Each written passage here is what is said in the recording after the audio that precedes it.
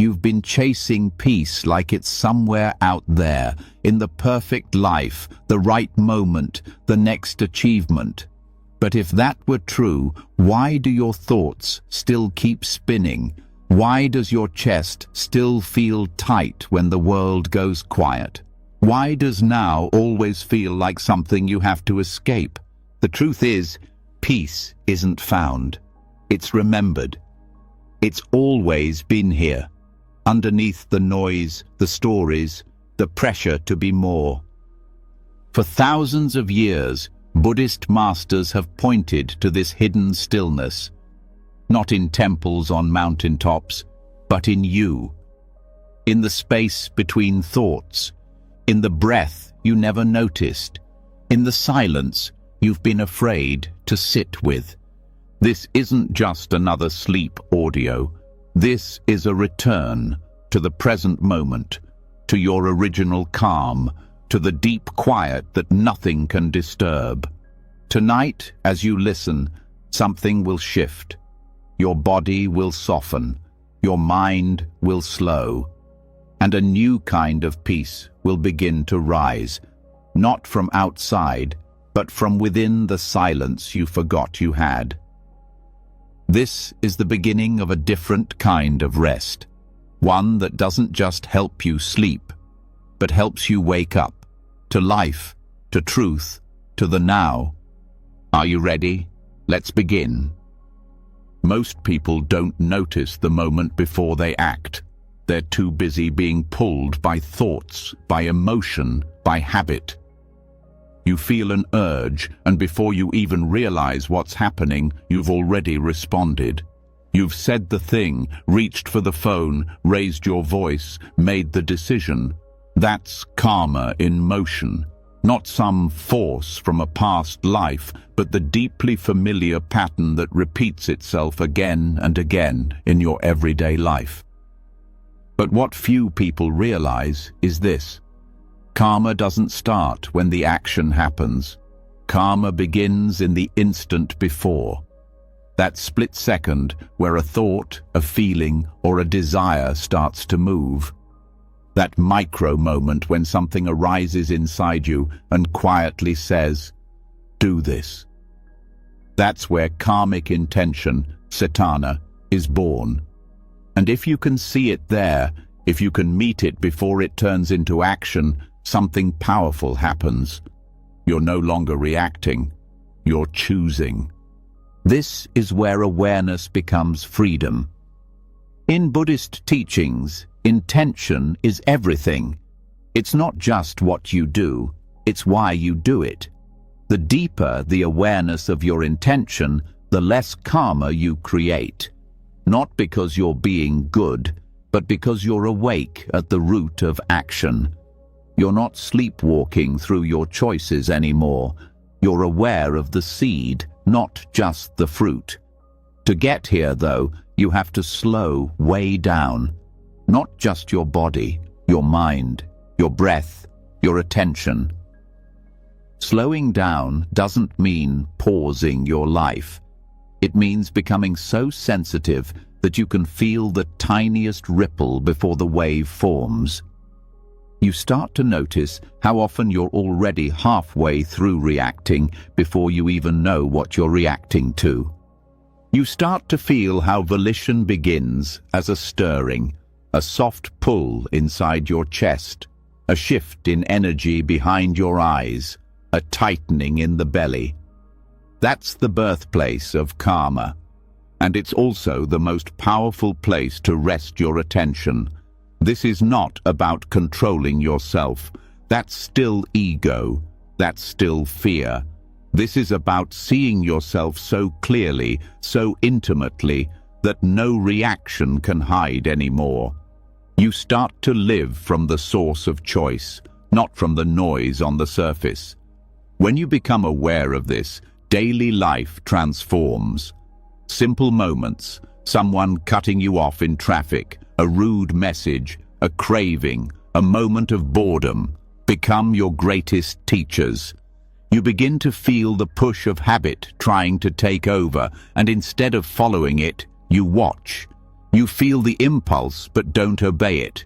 You're not frozen, you're free. And that space between the impulse and the action, that's the doorway.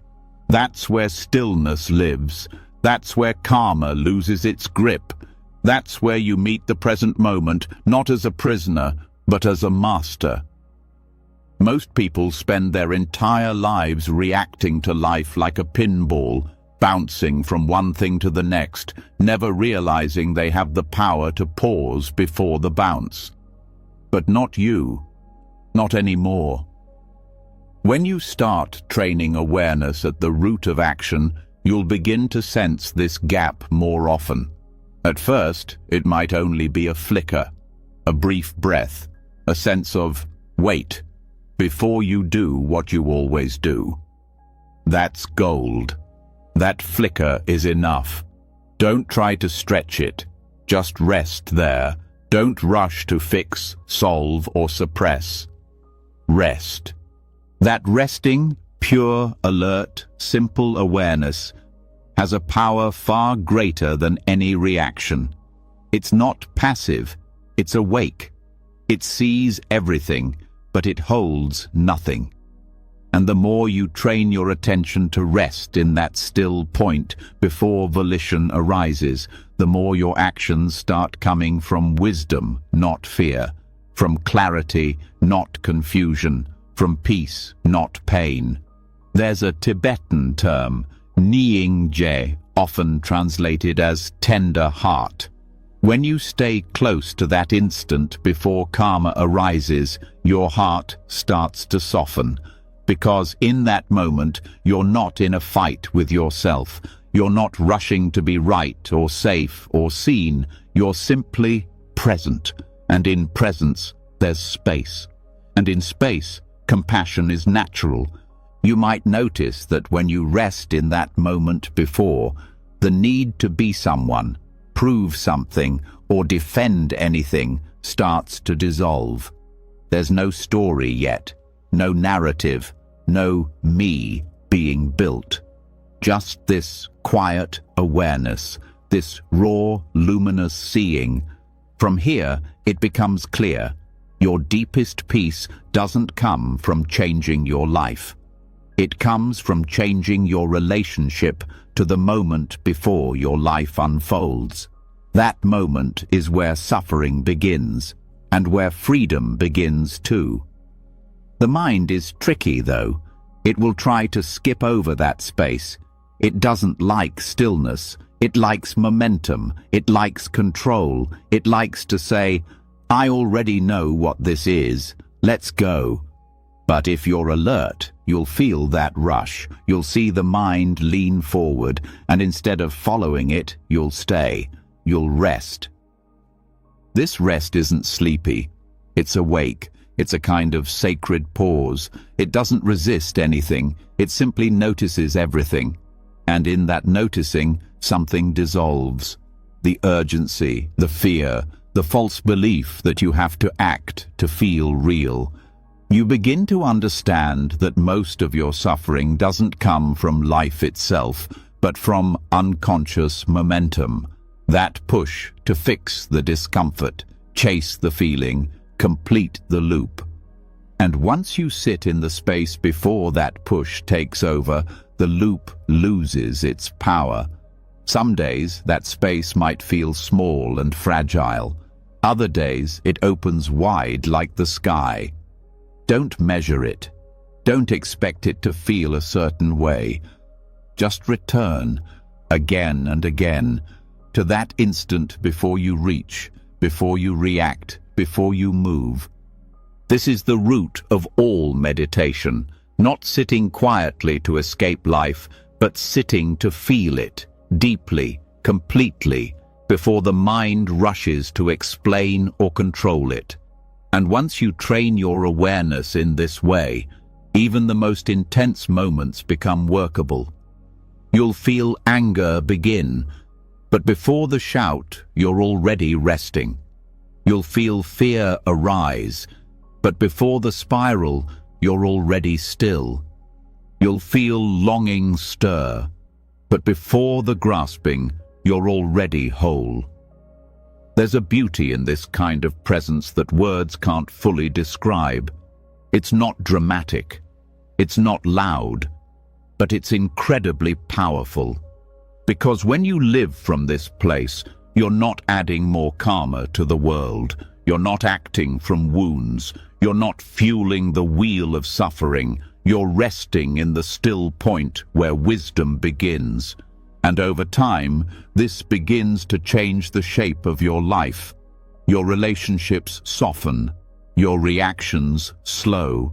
Your inner noise starts to quiet. You don't need as much from the world because you're living closer to the source. You become less interested in being right, more interested in being real, less focused on outcomes, more attuned to presence. There's a calm that comes when you no longer need to follow every thought. A clarity that arises when you don't have to believe every emotion. A strength that forms when you can stand in the storm of desire without being swept away. All of this starts in that split second before karma begins. That invisible instant where choice still lives in its purest form, not yet shaped by habit or fear or memory. That's the birthplace of your freedom. It's subtle. It won't scream for your attention, but it's always there, like a still pool under the rushing stream. And the more you practice resting there, the more that pool becomes your home. This is not a technique. It's a way of being, a way of relating to life that doesn't require constant fixing or chasing. It's not about doing nothing, it's about doing from nothing. Acting from presence, not panic. Moving from depth, not impulse. Even as you listen now, notice what's arising in you. Is there a thought forming, a feeling, a pull? Can you feel the beginning of it, not the full wave, just the ripple? Stay there, rest there. Let it come and go without needing to become it. That's the art. That's the invitation. And once you begin, there's no need to rush, no goal to reach, just this breath, just this moment, just this awareness, gently resting at the root of it all. You're not late, you're not behind, you're right where you need to be, right at the edge of transformation. And the more you live from this quiet space, this pre-volitional awareness, the more peace becomes your natural state. Not because life gets easier, but because you're no longer pulled by every wind. You've found the anchor. You've touched the ground before thought, before reaction, before identity. And from here, the entire path opens. Let's continue. You've touched the moment before karma. You've seen how quiet it can be, how choice begins not in words or decisions, but in a soft ripple beneath the surface. But even that stillness points to something deeper, something untouched by time, untouched by effort. Not just the pause before reaction, but the field that holds all things before they even start. The mind before thought, the knowing before the knower. It's not hidden. You've always been looking from it, not at it. And now it's time to return. The unborn mind isn't a concept. It can't be turned into a technique or described with precision. It's not a thought, a feeling, or even a silence you can capture. It's what remains when everything else disappears. When the self dissolves, when effort ends, when even the watcher fades. You don't have to create this awareness. You only need to notice that it never began. It was never born, so it can't die. It's the background of every experience you've ever had, even the ones you didn't notice. Buddhist teachings call it Tathagatagarbha, Buddha nature. But don't let the word distract you.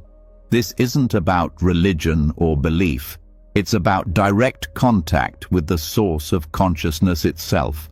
Not the stories of the mind, not the shifting moods, not the stream of images and labels that come and go, but what allows all of that to appear.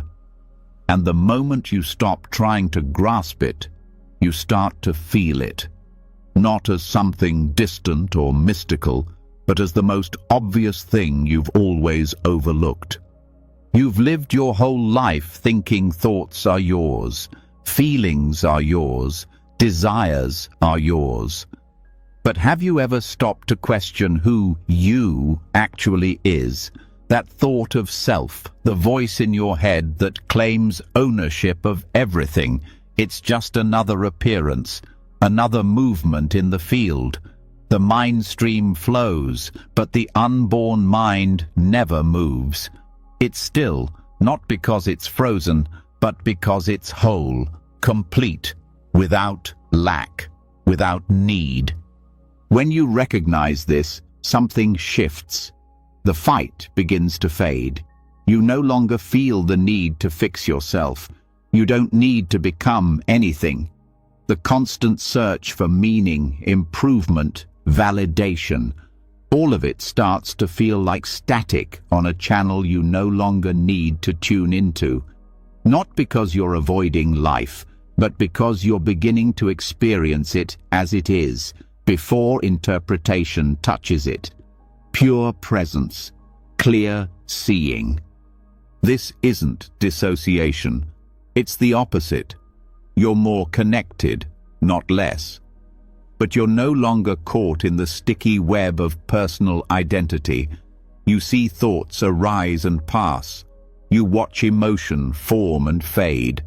You witness urges, stories, sensations, each one appearing in awareness and then dissolving back into it. And the awareness itself, it doesn't move, it doesn't change. It's not something you create in meditation. It's something you fall back into when striving stops. This is why practices that go beyond concentration are so important. Concentration can calm the mind, but it often reinforces a doer, a self that's trying to reach peace through control. But awareness of the unborn mind isn't about control. It's about letting go so completely that even the one who's letting go disappears.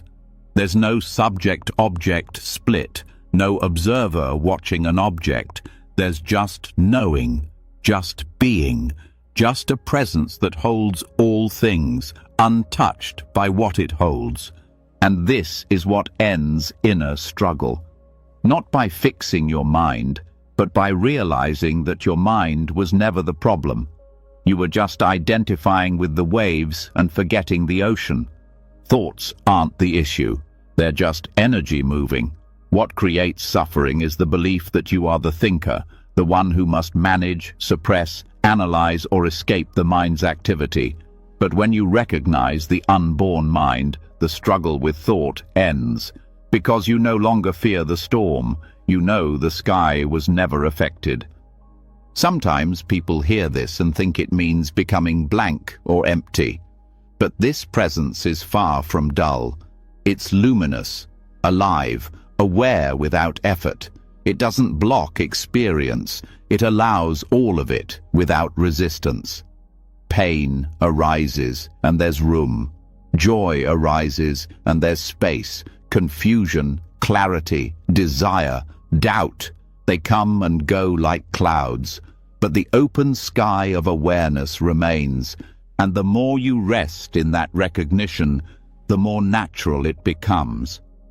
Not because you're trying to hold on to a state, but because you're not resisting what is.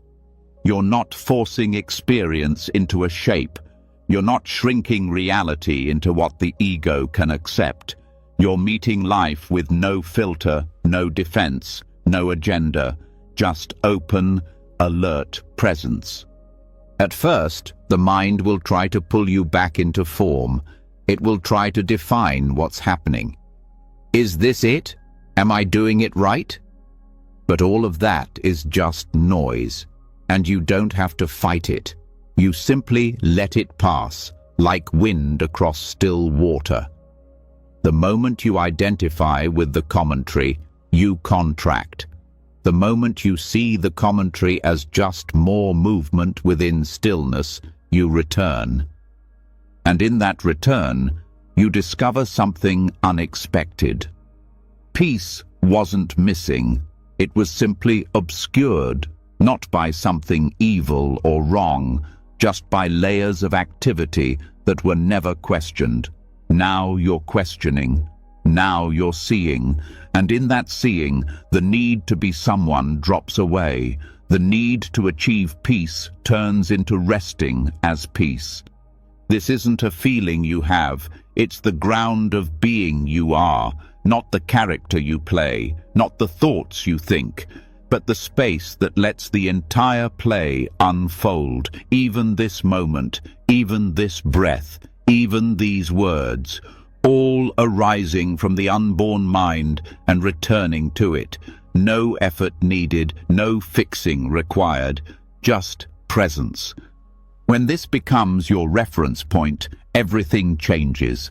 Not because the world outside shifts, but because the clinging inside softens. You still feel, you still care, but you're not driven by lack. You're not trying to complete yourself through action.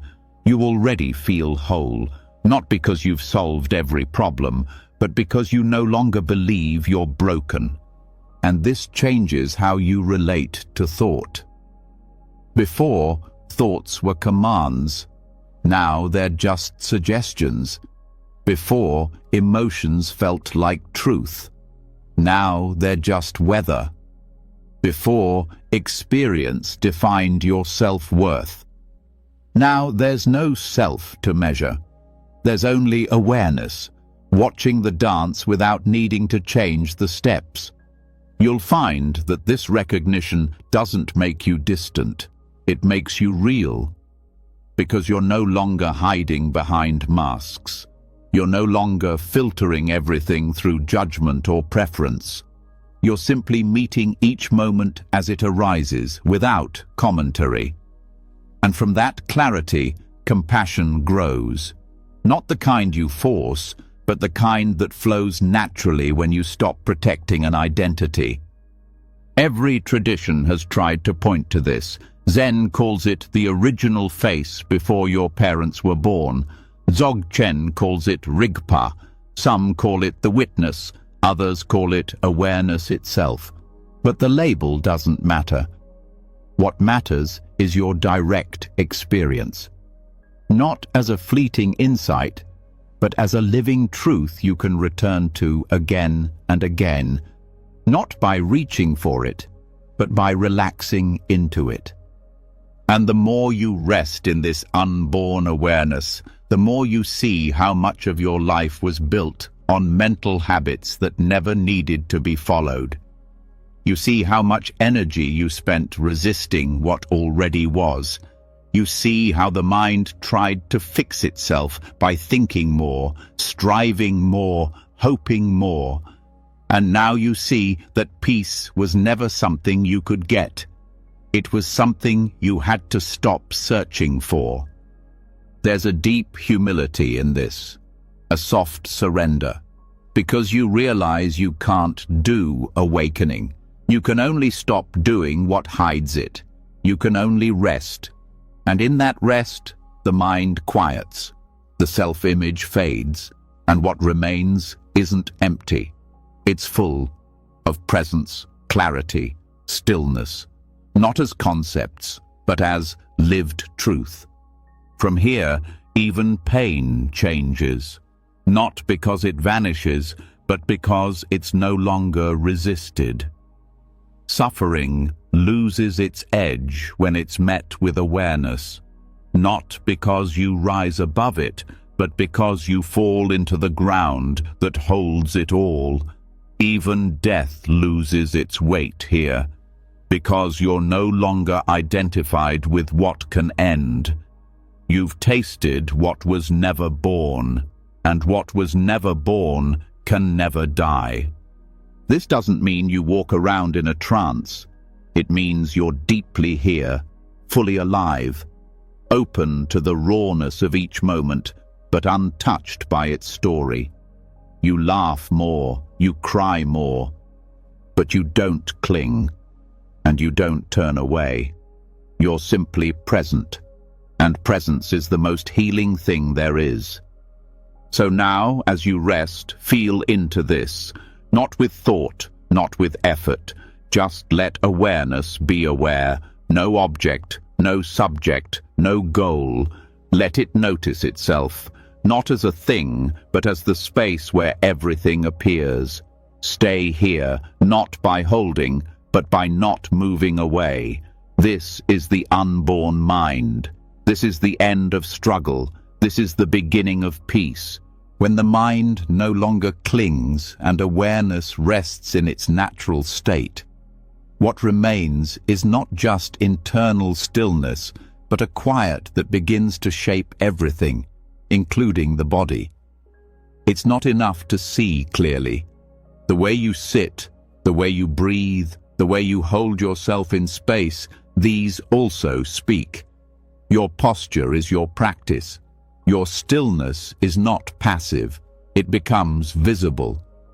It communicates something before a single word is said. There is a presence that moves without movement, a silence that spreads not just through thought, but through the entire body. And when you understand this, your practice deepens beyond the mind. It becomes embodied, direct, unmistakable. The body is not separate from awareness. Every thought leaves a trace in the flesh. The mind leans forward and the shoulders tighten. A subtle fear passes through and the breath shallows. A quiet urge arises and the fingers move. Even if you don't notice, the body reacts faster than the conscious mind. But it can also become the doorway back, because before you think, you move. And if you train attention to catch the motion before it builds, you begin to anchor your stillness not just in insight, but in form.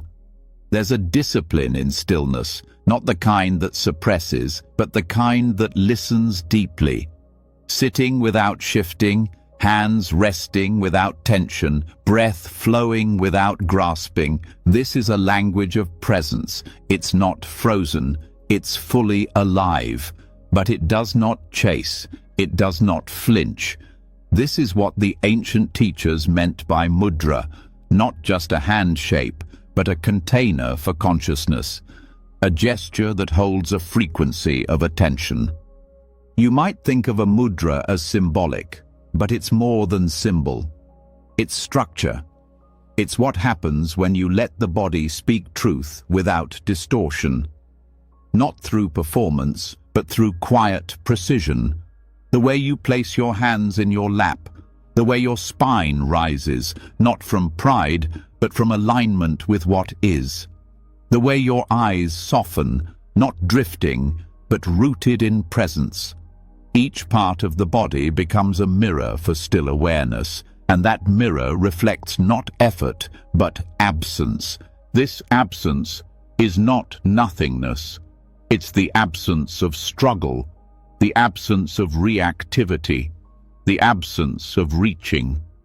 And the body, when practiced in this stillness, begins to remember what it is without tension. You sit, and something old drops away. You stop adjusting for comfort, and the discomfort dissolves. Not because the pain goes away, but because the story around it fades. You are no longer reacting to sensation. You are simply allowing it. You do not collapse. You do not resist. You rest in form without clinging to form. This is non-doing. In daily life, the impulse to act comes with subtle shifts, fingers twitching, shoulders leaning forward, breath changing pace. When you begin to notice these shifts, you see how often you are preparing to react even before thought arises. But you can stop here. You can pause in the body. You can stay in the posture of stillness. And in doing so, you reverse the current. Instead of reinforcing habit, you begin dissolving it through non-participation. This non-doing is not the same as laziness. It's not escape. It's full participation in the present without adding anything. The body becomes a grounded field where urges can rise and pass without being acted upon. And each time you resist the temptation to adjust, to explain, to flinch, you build a deeper relationship with equanimity. You learn that not every feeling requires a gesture. Not every discomfort needs a solution. Some things simply need to be witnessed, fully, without movement. Traditional Buddhist postures are not arbitrary. The crossed legs, the upright spine, the still hands, these are not just aesthetic. They are refined over centuries to support this kind of deep resting. But even if you are lying down, standing, or walking, you can bring this same awareness. It's not about the position itself, it's about the intention, the choice to let the body become still enough for the mind to reflect its clarity. And in this stillness, the boundaries between mind and body start to dissolve. Movement can return, of course. This isn't about becoming a statue. Life requires movement. But when movement arises from stillness, it carries a different energy. It is not compulsive. It is not anxious. It is simple, direct, whole. You raise your hand to scratch, and it's just that, a movement. No commentary, no justification. You shift your weight, not because you're restless, but because the moment called for it. This kind of movement is free. It doesn't disturb the silence. It emerges from it.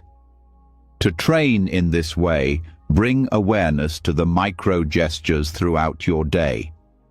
The way your fingers tap the table while waiting. The way your feet shift when discomfort rises.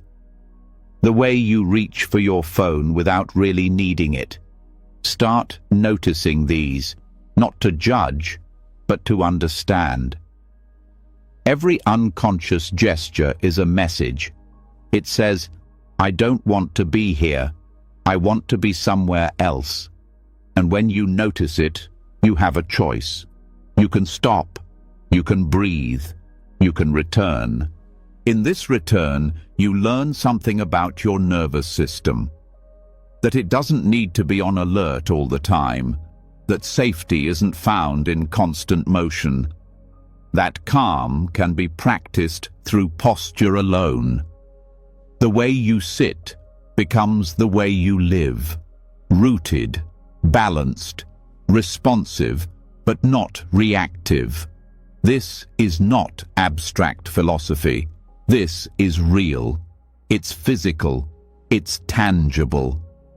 The body is not a burden on the path. It is the path.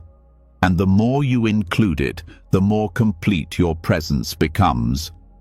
Over time, this awareness becomes second nature. You don't have to think about it, you feel it. The body begins to align naturally with the space of stillness. You find yourself sitting a little taller, not to look proper, but because gravity feels more honest when you're not resisting. You breathe more deeply, not to relax, but because the breath has room. You move less, but experience more. Each moment becomes fuller, not because you're doing more, but because you're present in what is.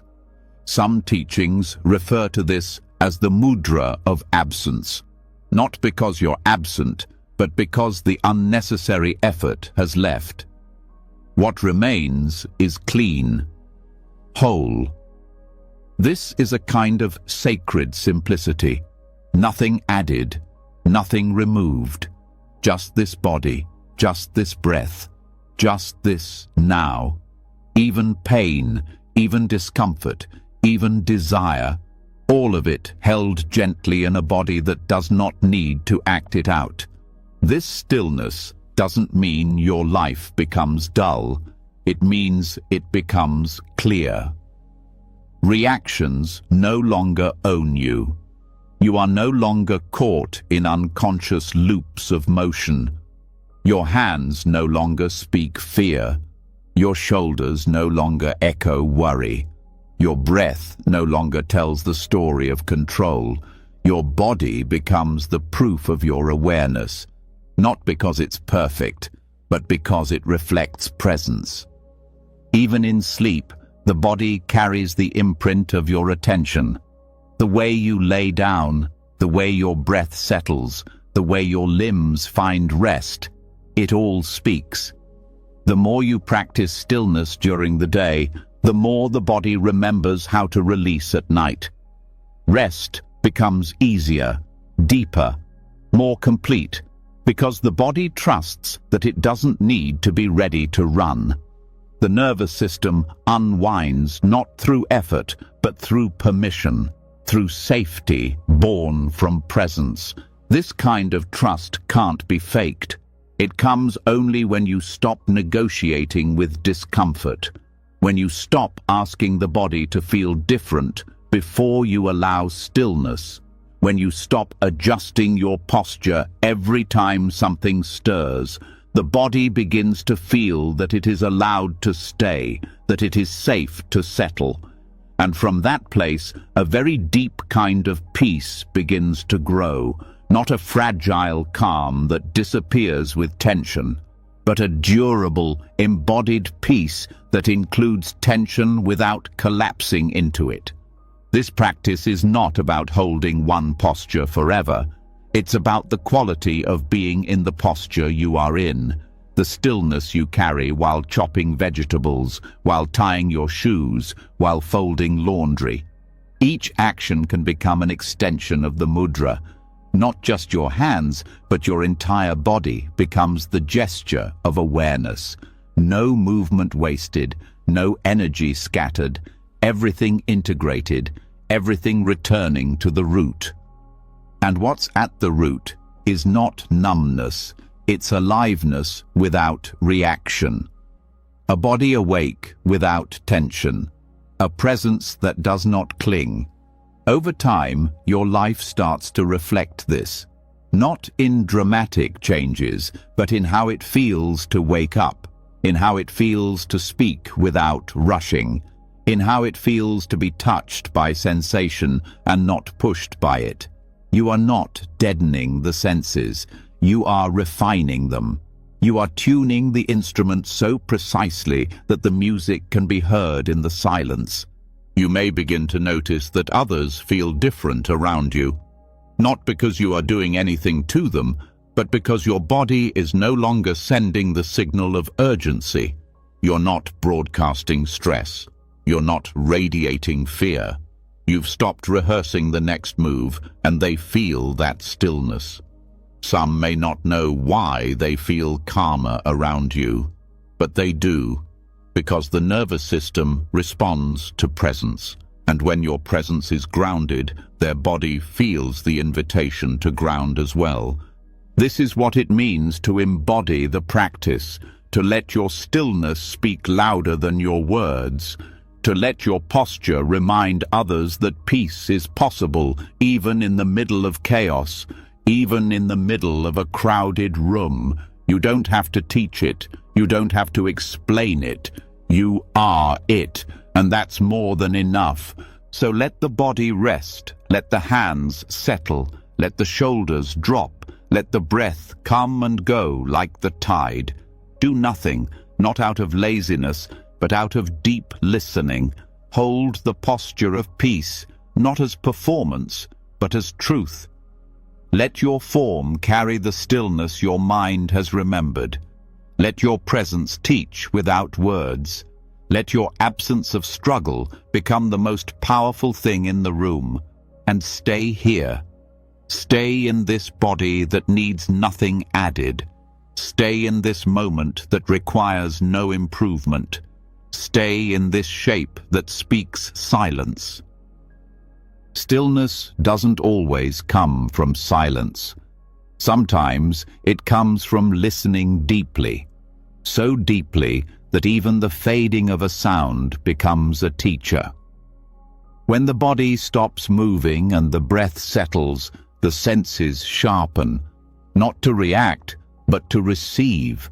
Sound, which once seemed ordinary, now becomes a door, a reminder of how everything rises, lasts for a moment, and dissolves. Not just words or music or noise, but the whole of life. And if you listen closely, you don't just hear sound, you hear impermanence. You hear the truth of change, wrapped in the simplest vibration. This practice begins not with exotic mantras or sacred chants, but with what is already here. The sound of the wind, a distant voice, the hum of electricity. Each one has a shape, a beginning, and an end. But what we often miss is the ending, the way the sound fades, loses strength, and returns to the quiet it came from. The mind is trained to notice what starts, to name it, identify it.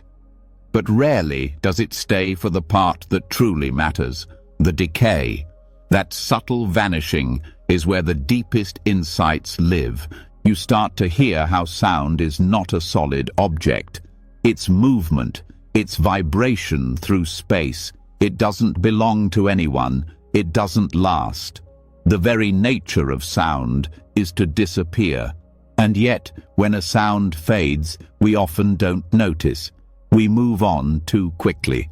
Our attention drifts to the next thing. But when you slow down and rest in awareness, you can follow it all the way to its end. And in that ending, something else begins. Not noise, not silence, but a spacious presence that holds both. There is a quiet intelligence in listening like this, not listening to react or remember, but to fully receive. As the sound softens, so does the need to control. You begin to trust the flow of things. You start to feel the beauty of what doesn't need to stay, and you learn without effort that peace isn't found in holding on. It's found in letting go as things naturally complete themselves. Sound becomes your meditation object, not because it's special, but because it's constant. Life is full of sounds. You don't need to create them. You just need to hear what's already present. And you don't need to follow every sound to its source. The source doesn't matter. The echo is the teaching. The fact that it ends, and that something in you can remain quiet enough to witness it. At first, this kind of listening feels strange. The mind wants to label each sound. Dog barking, footsteps, music. It wants to decide. Pleasant or unpleasant, loud or soft, annoying or relaxing. But deeper than all that is the sound itself, its shape, its curve, its fade. You listen not for the meaning of the sound, but for the end of it. You track it, softly, without strain, like following a feather as it falls. At some point, it disappears. And in that moment, you feel space open. That space is not a lack. It's fullness. The fullness of now. The fullness that doesn't need anything added to it. When you train the ear in this way, your entire relationship to time shifts. You begin to live in the subtle rather than the dramatic. You begin to notice transitions rather than outcomes. You begin to let experiences close on their own, without forcing, rushing, or analyzing. And from this listening, a new kind of patience arises.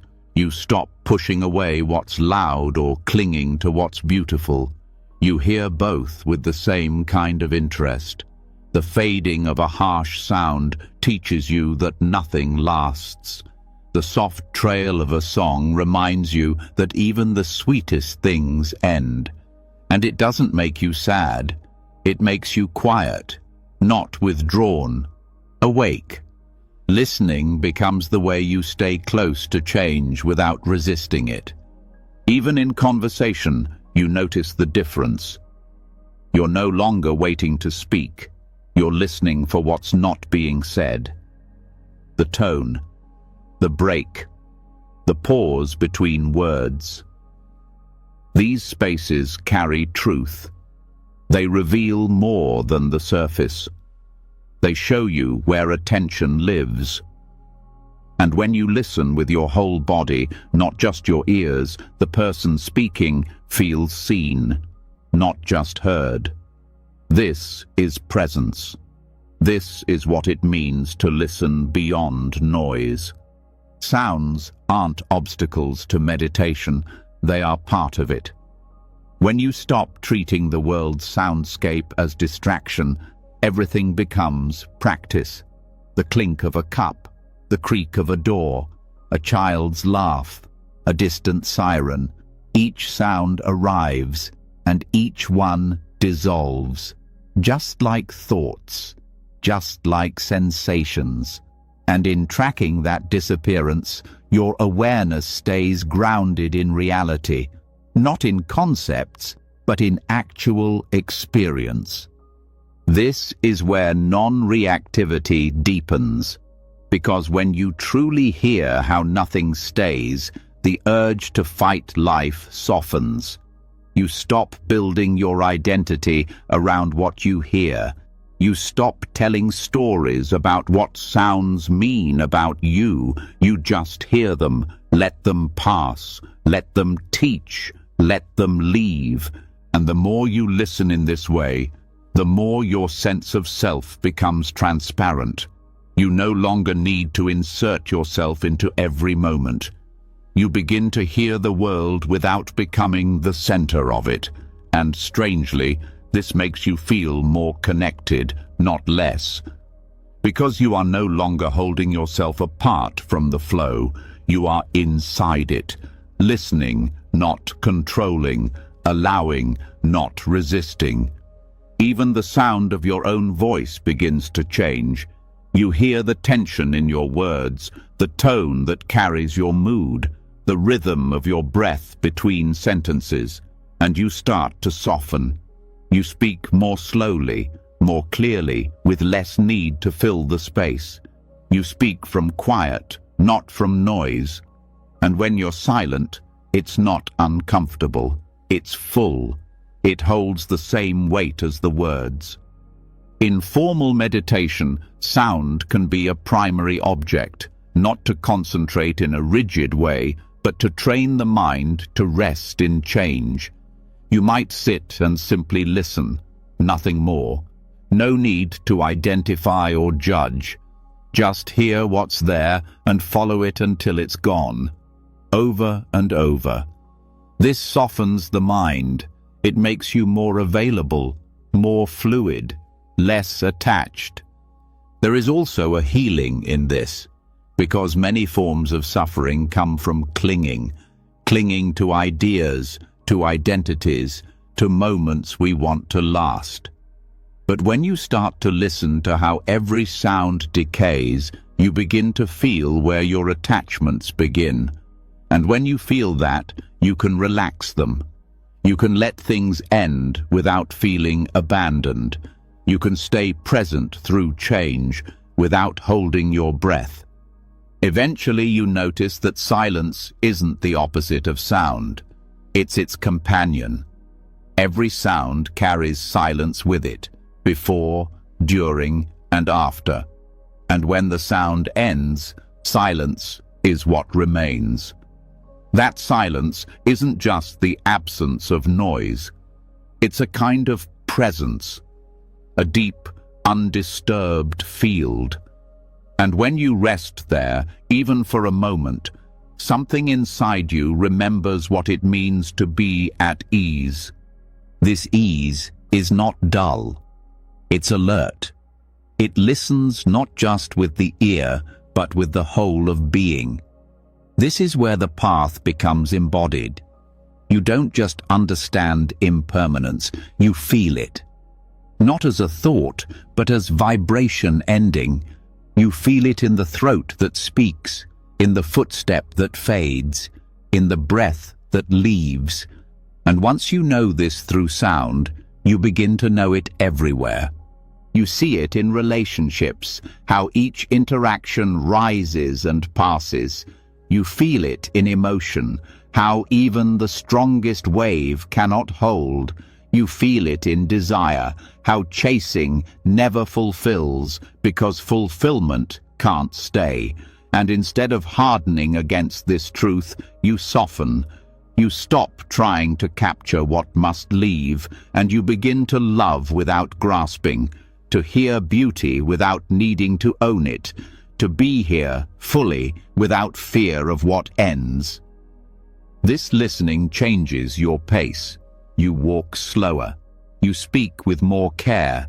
You respond rather than react.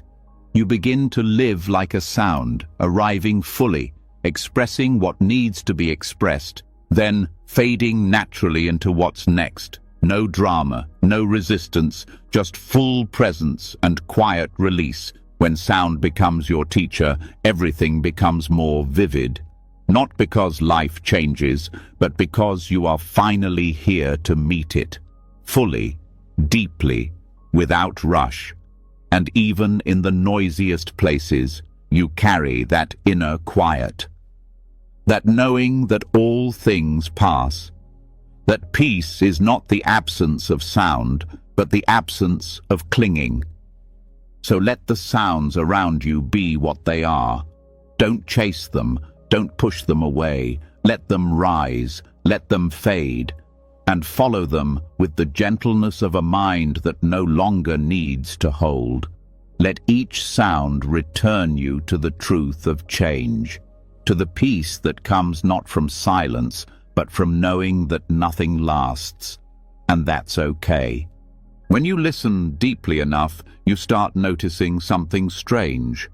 The sound fades, but who exactly is listening? Not your name, not your history, not your voice, just awareness. It has no edge. It doesn't belong anywhere in particular. It knows what's happening, but it doesn't feel separate from it. This quiet noticing has no center.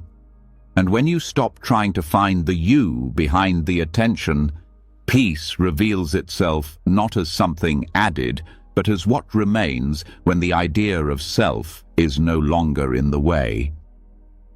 The belief in a central observer runs deep.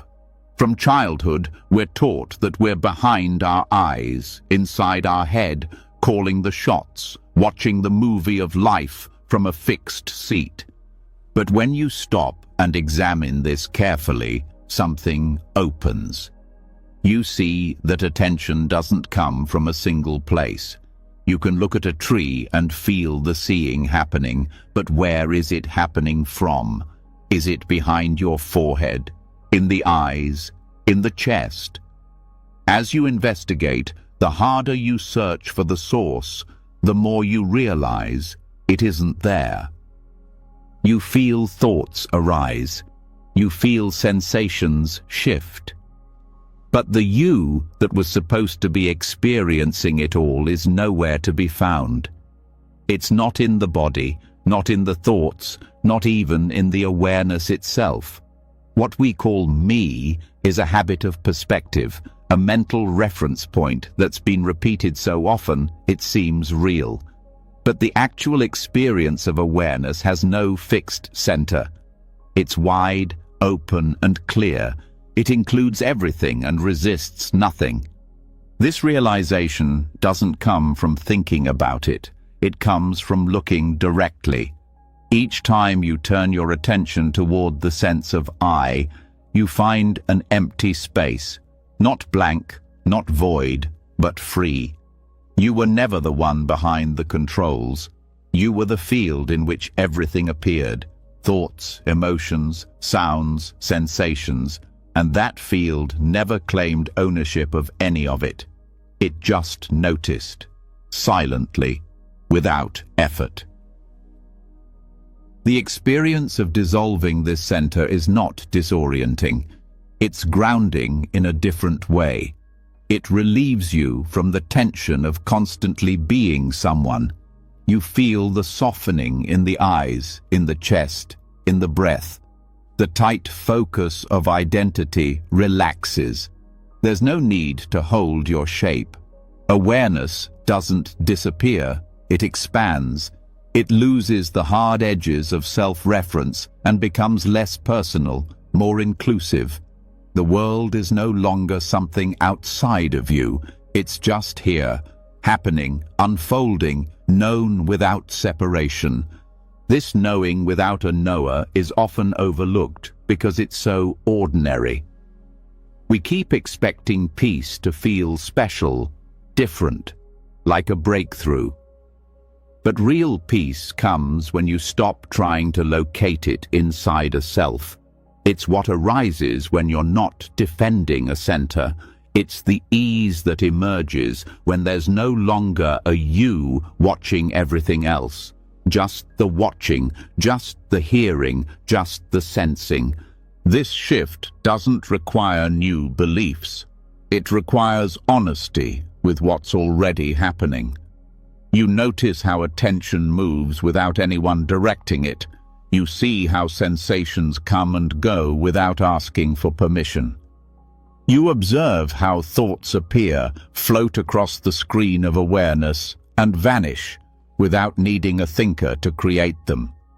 Everything is already functioning. The sense of a central me is not the source of this activity. It's a story added afterward. What's profound is that this realization isn't an escape. It brings you closer to life. Because when the center dissolves, the barrier between you and experience falls away. There's less filtering, less grasping. Emotions still arise, but they don't define anything. Fear is felt, but it's not my fear. Joy comes, but it doesn't need to be held.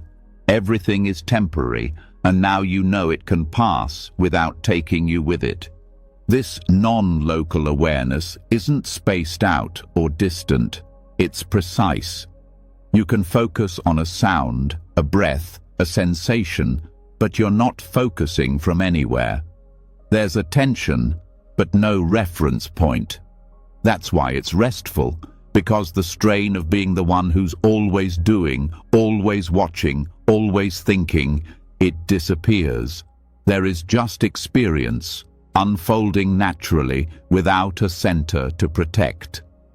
You might notice that even the question, "Who am I?" begins to dissolve. It doesn't need an answer anymore, not because the answer is hidden, but because the question itself assumes there's someone to find. When that assumption drops, only presence remains. And presence, by its nature, is complete. It doesn't need identity to function. It doesn't need a self to validate it. It knows itself by being. This kind of being can feel unfamiliar at first. Without the usual landmarks of me and mine, the mind searches for something to grab onto. But if you stay steady, resting in this open attention without retreating into thought, what arises is a stability that has nothing to do with control. It's not brittle. It's not holding itself together. It simply doesn't fall apart because there's nothing separate to collapse. From this view, even the idea of inside and outside begins to fade. You're not in your head looking out. You're not trapped behind a face. Experience is not happening to you, it just is. And that's the freedom. There's nothing missing, nothing to improve, nothing to become. You're no longer watching life from a fixed seat. You're dissolved in it, and at the same time, fully clear. In daily life, this shift brings a subtle but powerful change. Interactions lose their weight. You speak, you listen, you feel, but there's less attachment to the role you're playing. Words are just sounds moving through the field. Thoughts are just flashes of meaning. There's no someone trying to hold it all together. And yet, everything becomes more vivid, more real, because it's not filtered through the need to defend or perform a self. The body starts to relax in a new way. Not slumped, not spaced out, but no longer compressed by identity. You stand, walk, breathe, without the invisible tension of me. There's lightness in your movement. Not because you're trying to be mindful, but because the effort to be someone is gone. Life flows more easily when there's no center trying to push it. Even during conflict, this spacious attention remains. You may feel anger or frustration, but you see it without becoming it. You don't need to protect a position. You're not the center of a personal drama. Emotions rise in the same field where thoughts and sounds rise, and they dissolve in the same way. The peace here is not passive. It's clear, unshaken, because there's no one to be shaken. This realization doesn't make you passive or indifferent. It makes you intimate with what is. Actions still happen. Choices are still made, but they come from clarity, not from a center trying to prove or protect itself. This is not about disappearing. It's about appearing fully, without distortion.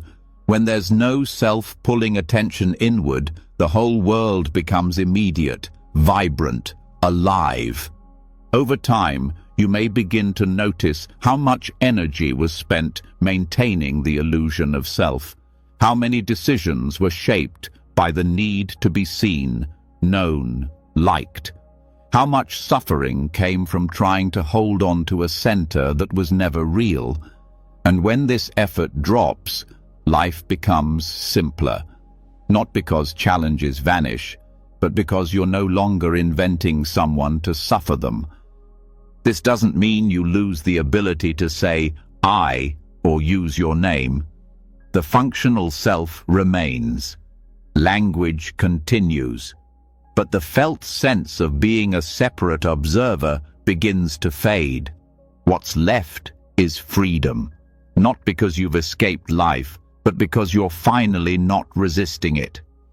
The center that suffered was only a thought. Now, that thought no longer holds power. Even when you close your eyes and rest in awareness, you may start to see how wide it is. There's no boundary, no limit, and within it, everything is allowed. Sounds, thoughts, sensations, memories, they all appear and disappear, and none of them require you to be someone. You are not the voice narrating. You are the openness where the narration happens. This openness becomes your new ground, not fixed, not static, but always available. It doesn't collapse when difficulty arises. It doesn't break when pain comes. It simply holds it all. And you realize that peace was never something you needed to build. You just had to stop building a center that blocked it. So now you rest. Not as someone, not from somewhere. Just rest. Attention without location. Awareness without owner. Being without boundary. That's all. And that's enough. When the search for a center dissolves, something unexpected is left behind. There's no one to protect, no one to elevate, just presence. And yet, almost instantly, the old habit begins to whisper again. Now that you're aware, now that you've seen through the illusion, it's time to be better. This voice is soft but persistent. It speaks the language of self-improvement, of higher versions of the self, of cleaner, more spiritual versions of identity. And if you don't see it clearly, it will pull you back into the same suffering, dressed in different clothes. This is where the mind tries to upgrade itself endlessly. It's not the old craving for money, status, or success anymore. It's craving inner purity, perfect awareness, a spotless mind. It reads ancient texts and interprets them as a checklist. It turns the teachings of awakening into a competition. It starts judging the old self, trying to remove every flaw as if presence were a kind of performance. The desire to be free becomes another form of grasping. But peace doesn't come through polishing the self. It comes through realizing that there's no self to perfect. The dust you think you need to wipe off the mirror is not the problem. The problem is believing the mirror was ever dirty. Awareness doesn't need to be cleaned. What needs to be dropped is the belief that you, as a separate person, must become someone else to be whole. This is where self-help becomes subtle ego. The idea that there's always something missing, something broken, something you must fix to finally deserve rest. But the one doing the fixing is part of the illusion. The endless strategies, rituals, diets, books, apps, and techniques all feed the sense that you're not quite there. They postpone presence. They reinforce lack. They convince you that peace lies one step ahead, always out of reach. This is not a rejection of growth. It's a shift in where growth comes from. Growth, when real, happens because it's natural, not because it's forced. It arises from awareness itself, not from the pressure of a self who wants to be impressive. A tree doesn't grow by trying harder. It grows by being rooted, by receiving what it needs and letting life shape it without resistance. You are no different. Radical self-acceptance isn't laziness, it's clarity. It sees the impulse to improve as just another wave in the mind, and instead of chasing it, it stays rooted in presence. Not to be better, but to be real. Not to escape flaws, but to see that flaws don't define reality. You may feel anger, confusion, desire, fear, but none of these need to be eliminated for peace to arise. They only need to be seen without a story. The belief that peace comes after perfection is the oldest trap. It keeps you suspended between guilt and hope, always trying, never arriving. But the truth is, nothing needs to be added. The mirror was always reflecting clearly. The dust was never permanent. It only looked like it mattered when you forgot to see through it. The mind can be noisy. The emotions can be messy. The history can be heavy. But the one who sees all of it, the awareness itself, has never been touched by any of it. Letting go of the will to improve doesn't mean giving up your life. It means ending the war within it. You can still learn, grow, create, but not from a place of lack. You're not trying to become. You're living what already is. You stop asking, "What's wrong with me?" and start asking, "Who is the one that believes something is wrong?" And in that question, the illusion of a fixer collapses. You may notice how often the desire to improve hides fear. Fear of being rejected, unloved, irrelevant. The spiritual ego learns to cover this fear with a layer of language, mindfulness, alignment, elevation. But underneath, the same tightness remains, the same inability to rest. Because as long as you believe there's a final version of you out there, you will never be still. You will never let this moment be enough. The teachings point to something very different. They say, this, right now, is complete. Not because it's perfect, but because nothing is missing. You're not waiting to become sacred. You already are. The practice is not to become more spiritual. The practice is to stop believing you are apart from what you seek. Presence includes everything, even your confusion, even your need to improve. This is where rest begins, not the kind that comes at the end of a long journey, but the kind that was available the whole time. You don't need more steps. You need fewer stories, not less pain, but less resistance. The moment you stop trying to polish the mirror, you see that what you were trying to improve was already light itself. It didn't need to be brightened. It needed to be seen. When this becomes real in your experience, you live differently. You stop treating your practice like a ladder. You stop measuring yourself against invisible standards. You stop comparing your inner state to the way others seem to feel. You stop believing that discomfort means you've failed. You let the wave pass without asking it to leave faster. You let your humanity be part of your path. You might feel guilt for not trying harder, but even guilt becomes another story, another layer. You can see it rise, see it speak, and let it fall away. This doesn't make you careless. It makes you honest. You show up to your life not to fix it, but to live it, not to escape mistakes, but to meet them fully. Because peace is not the absence of problems. It's the absence of the belief that you need to be someone else first. You may start to feel an inner silence that's not achieved, but uncovered. It was buried under the noise of needing to be better.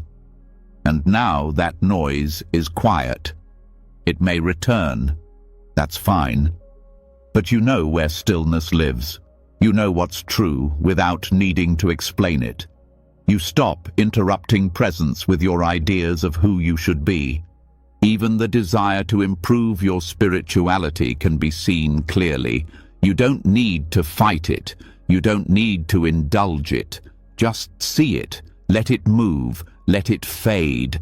The deeper you look, the more you realize there's nothing to chase. Only this moment, this awareness, this breath, all of it enough.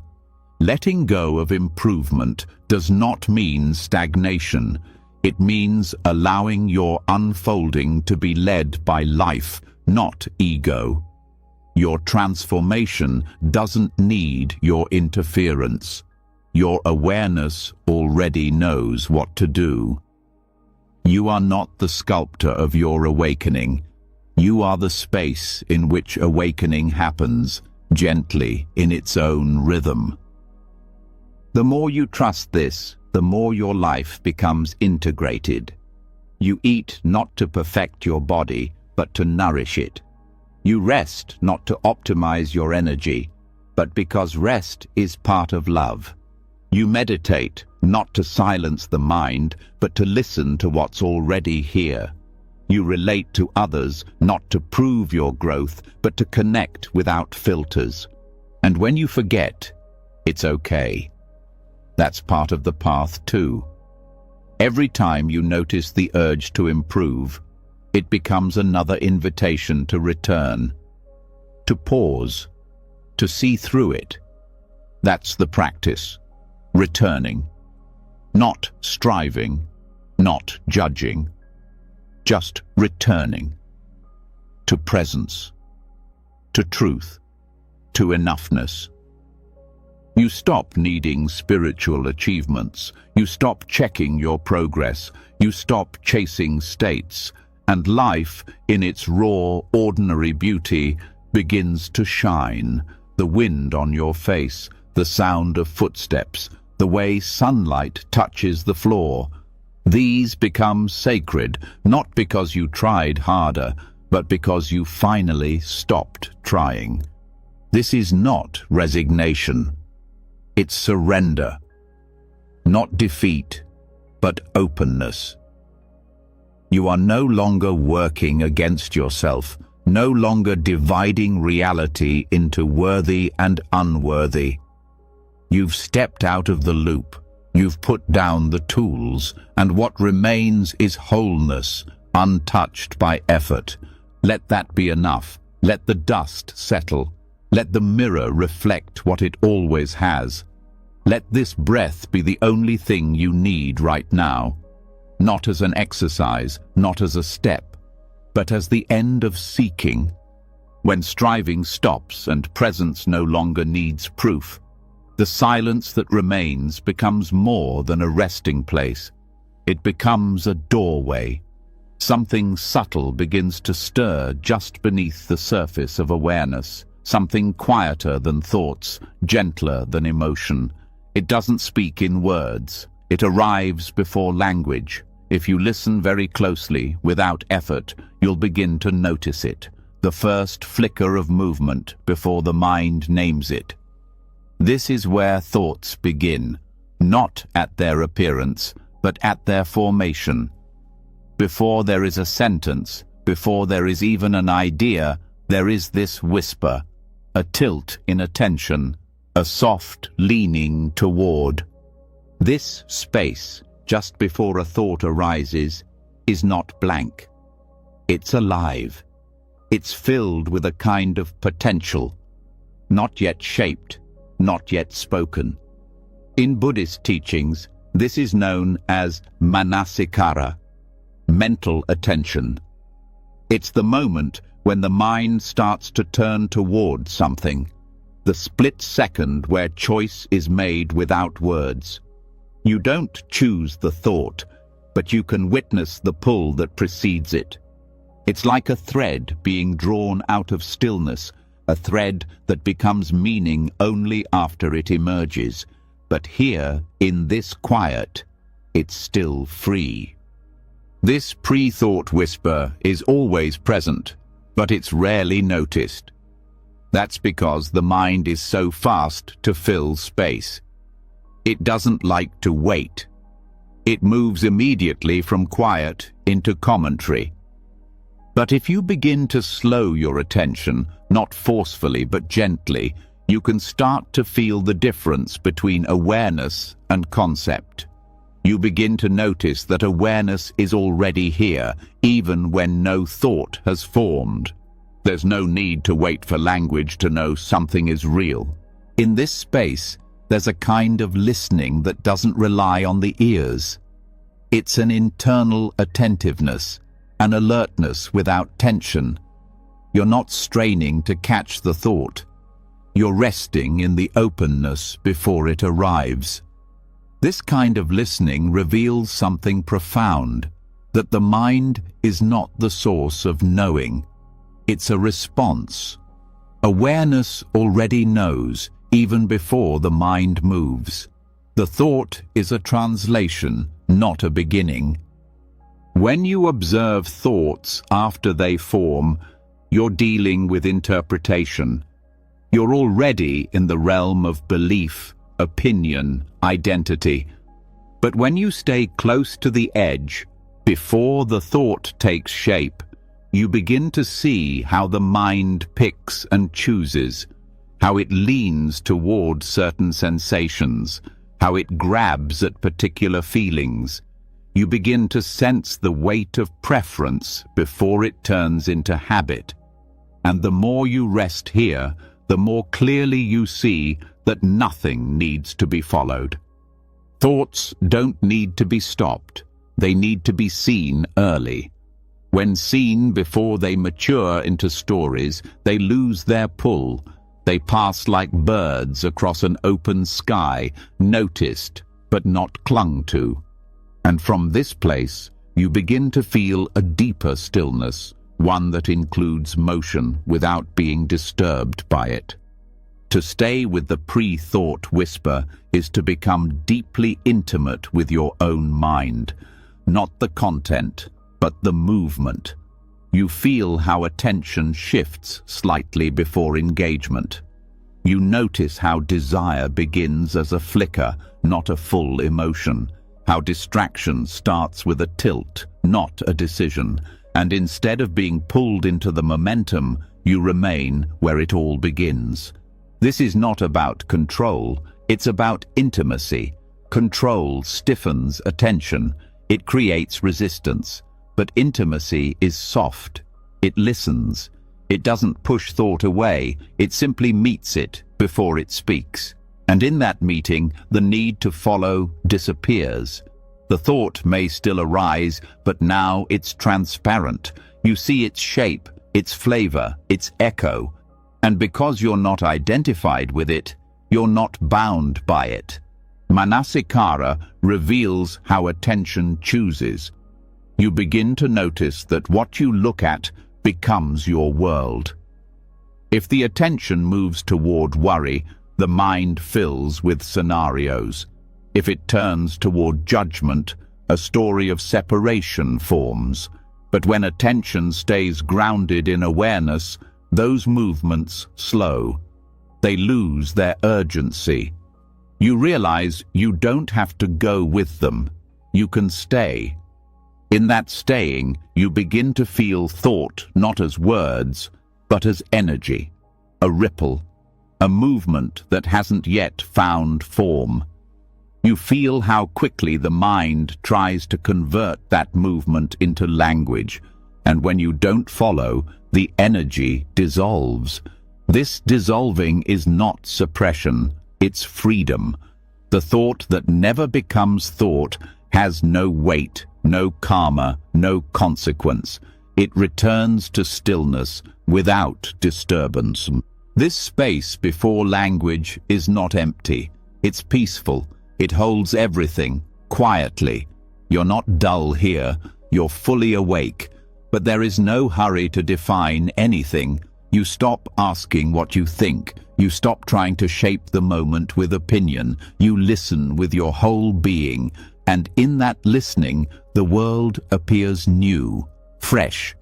Not because it changed, but because you stopped covering it with interpretation. As this deepens, your daily life begins to feel different. You respond slower, not because you're hesitant, but because you're no longer reacting to every mental impulse. You speak less, but your words carry more clarity. You think, but your thoughts feel lighter, more like tools than truths. There's space between stimulus and speech, between feeling and reaction. In that space, freedom lives. This kind of attention is not passive, it's precise, but it doesn't cling. It doesn't try to control, it simply sees. And that seeing is already enough. You don't have to add meaning. You don't have to explain what's arising. You just rest with it. Let it move through. Let it complete itself. Some moments will feel like nothing is happening. That's good. That's where the deepest shift occurs. In the quiet before the storm. In the silence before the song. You learn to trust this pause, to rest in it without searching for something else. And you begin to see that most suffering comes not from experience, but from the need to label experience. Even in meditation, you may notice how the mind tries to narrate your progress. This is deep. This is peaceful. This is working. But each of these thoughts pulls you away from the actual moment. You're no longer present. You're evaluating. And when you notice that, you can return, not by trying harder, but by listening again, to the space, to the whisper, to the movement that has no name yet. This listening is not a skill you develop. It's a sensitivity you uncover. It was always there, but drowned out by the noise of thinking. Now that the noise has softened, the signal becomes clear. It speaks quietly. It doesn't shout. That's why it's often missed. But when you stay with it, you begin to live from it. Not from concept, not from effort, but from a kind of still knowing that doesn't need to be described. This is where presence becomes natural, not a state you maintain, but a truth you stop interrupting. You don't have to chase stillness. You don't have to create peace. You only have to notice where thought begins and choose not to follow. In that choice, not made with the mind but felt in the body, you return, again and again. Thoughts will come. That's not a failure. They're not the enemy. They're just echoes of attention. The more you rest before the echo, the less you get pulled into the sound. You hear it. You feel it. But you're not it. And slowly, the identity built on thoughts begins to loosen. Not because you fought it, but because you listened before it took shape. Now your life becomes less about fixing and more about seeing, less about managing and more about meeting. The need to know what's next fades. The anxiety to be certain fades, because you've seen where it all begins, and it doesn't need control, it only needs awareness. And now you live from this awareness, not as a technique, but as the most natural way to be. Because you're no longer building yourself out of thoughts. You're resting in the silence they come from. You're living from the place where nothing is missing, where every word begins as a whisper, where every moment is born from stillness. As attention becomes subtle and the mind is seen before it speaks, a new kind of stillness begins to reveal itself, not through adding more awareness, but through withdrawing from the structures that keep awareness bound. It is not resistance. It is not escape. It is the quiet choice to not engage with the noise, not from fear, not from avoidance, but from clarity. This is not collapse or shutdown. This is a conscious stepping back from the story, a still, steady refusal to participate in the habitual loops that create suffering. Not because you reject life, but because you see that presence does not depend on commentary. There is a place inside you that is already untouched by the world's definitions. It is not confused by opinion or image. It doesn't need to explain itself or justify its silence. This place is not distant. It is simply free from the pull of narrative, and sometimes the path to that freedom requires stepping away from the current of interpretation altogether, not to run, but to remain unmoved, to stop weaving a self out of thoughts, to disengage without dissociating. This form of mindful dissociation is not disconnection from reality. It is a precise and deliberate unhooking from the mind's story about reality. It is what some Zen masters pointed to with impossible koans. It is the sudden crack in the logic of the ego, where nothing makes sense and everything becomes clear. When the mind is no longer fed its usual roles, something deeper can be heard. A stillness not made of understanding, but of absence. To practice this, you don't leave the moment. You leave the interpretation. The mind wants to name, to react, to solve.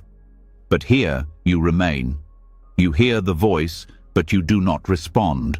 You see the image, but you do not chase it. You allow things to be unfinished, unsorted, unexplained, and in that permission, clarity begins to grow. Not clarity of answers, but clarity of presence. a groundedness that does not depend on conclusions. When you intentionally disengage, you discover how much of your identity depends on engagement. The mind wants to be someone in every moment, to win, to defend, to argue, to compare. But when you no longer play that game, the self begins to lose its tension. You are not gone, you are simply not performing. And in that non-performance, you meet something more stable than identity. You meet the silence that watches all roles come and go. This is not spiritual bypassing. It's not pretending nothing matters. It's seeing deeply that what matters cannot be reduced to mental commentary. The truth of your being is not found in the story of your being. And to rest in that truth, you sometimes must pull attention away from everything that claims to be you.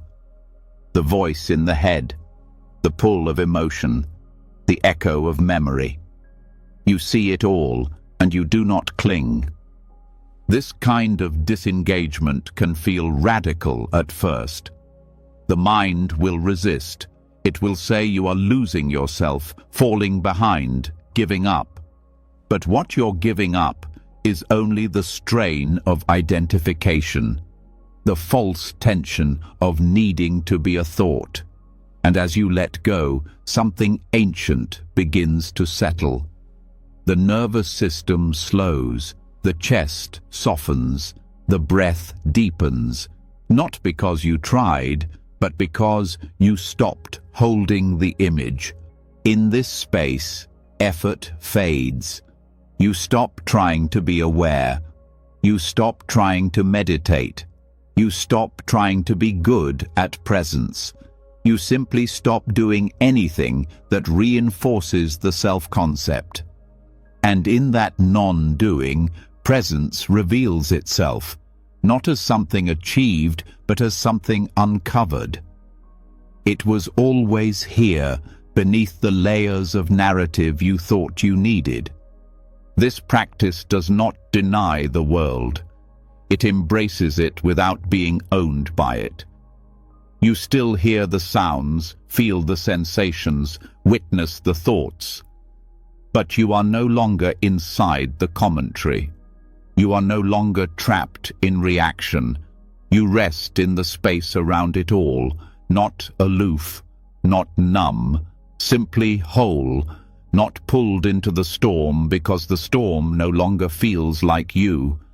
Sometimes this feels like emptiness, but not in a negative way. It is empty of compulsion, empty of role-playing, empty of the need to fix, and from this emptiness comes peace, not silence that avoids, but silence that contains. A fullness that doesn't need drama, a presence that doesn't need identity. There is a kind of seeing here that goes beyond logic.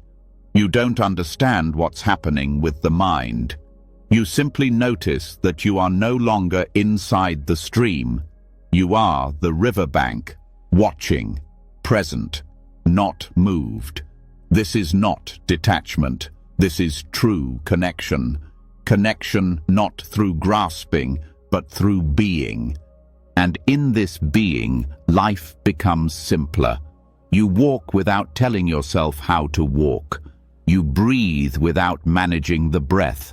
You speak when needed, but the words feel less personal, less heavy. You're no longer trying to say something about yourself. You're just responding to what's real. This withdrawal is gentle. You don't pull away from the world. You stop feeding the filter. You stop narrating. You stop judging. You stop shaping every moment into a version of self. And in that stopping, life flows more clearly. Not louder, not brighter, just real, uncolored by expectation. You begin to see how much of your past identity was a performance. How much effort went into appearing a certain way, even to yourself. And now, None of that is needed. The mind still offers roles, scripts, masks, but you don't put them on. You don't argue with them either. You let them pass, because you've tasted what lies beyond, the unshaped presence that needs no script. There is a deep compassion in this practice, not emotional drama, but spacious kindness. You see others wrapped in their stories, chasing themselves. You no longer need to change them. You meet them where they are because you've stopped trying to be somewhere else. And in this meeting, real connection happens, not between egos, but between beings. Even action becomes different. You act when it's time, but without tension, without the weight of proving something. You do not withdraw forever. You simply choose when to engage and from what level of being. You no longer react from the surface. You respond from depth. And this response carries a kind of power, not control, but alignment. It feels right, not because it's planned, but because it's real. The old patterns may still arise. That's natural, but you see them sooner. You notice the first pull into narrative, and you pause.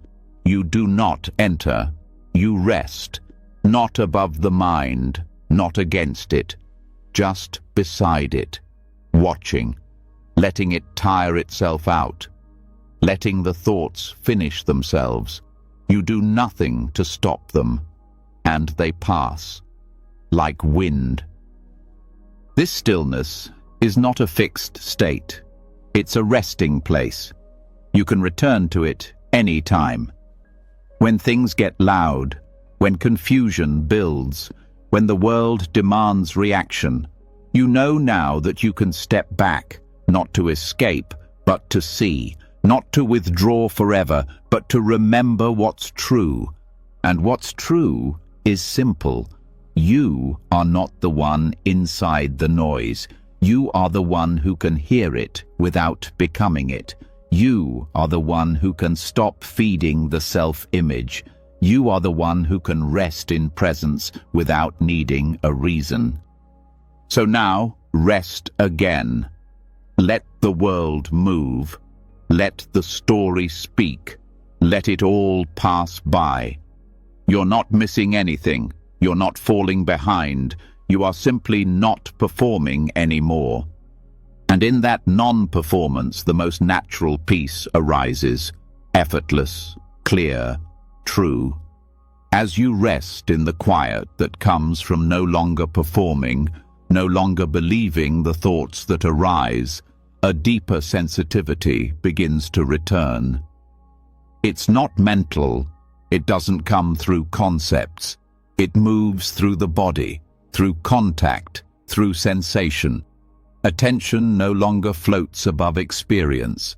It comes back down, into form, into the present, not as a thought about presence, but as presence itself, felt directly through the skin, the breath, the nerves. This is not awareness as an idea. This is awareness grounded in the living field of texture. The body becomes the entry point, not because it's a separate thing to observe, but because it is part of awareness itself. When all the narratives fall away, sensation remains. The coolness of air on the cheek, the faint pressure of clothing, the weight of the body resting on the ground. These are not distractions, they are doorways. Each sensation points to what is happening right now, without a filter, without needing to be understood. You do not have to do anything to access this, only notice. And in noticing, the idea of time begins to fade. Past and future lose their weight. There is only this breath, this pulse, this contact. Touch is the most immediate way to return to the moment. It's always available. You cannot touch in the future. You cannot feel something yesterday. You can only feel what is now. That's why it's powerful, because it cannot be postponed. The texture of this moment is not conceptual. It cannot be carried by memory. It must be entered directly. And when you do, awareness stops floating above experience. It lands. In this landing, you begin to discover the body not as an object, but as a living field. You notice the warmth in your hands, the tingling in your feet, the slow rhythm of the breath as it moves in and out. You don't need to describe it. You don't need to fix it. You only stay with it, letting awareness spread, not in a rigid scan, but like water soaking into every pore. This is not control, it's intimacy. The more you stay, the more detail you feel. The textures become finer, subtler. What once felt like a single sensation reveals layers. The weight of the body has weight within it. The air has coolness that changes across your skin. Even stillness is filled with vibration. You don't need to search for meaning. You don't need to name anything. You let it arise and fade, just as it is.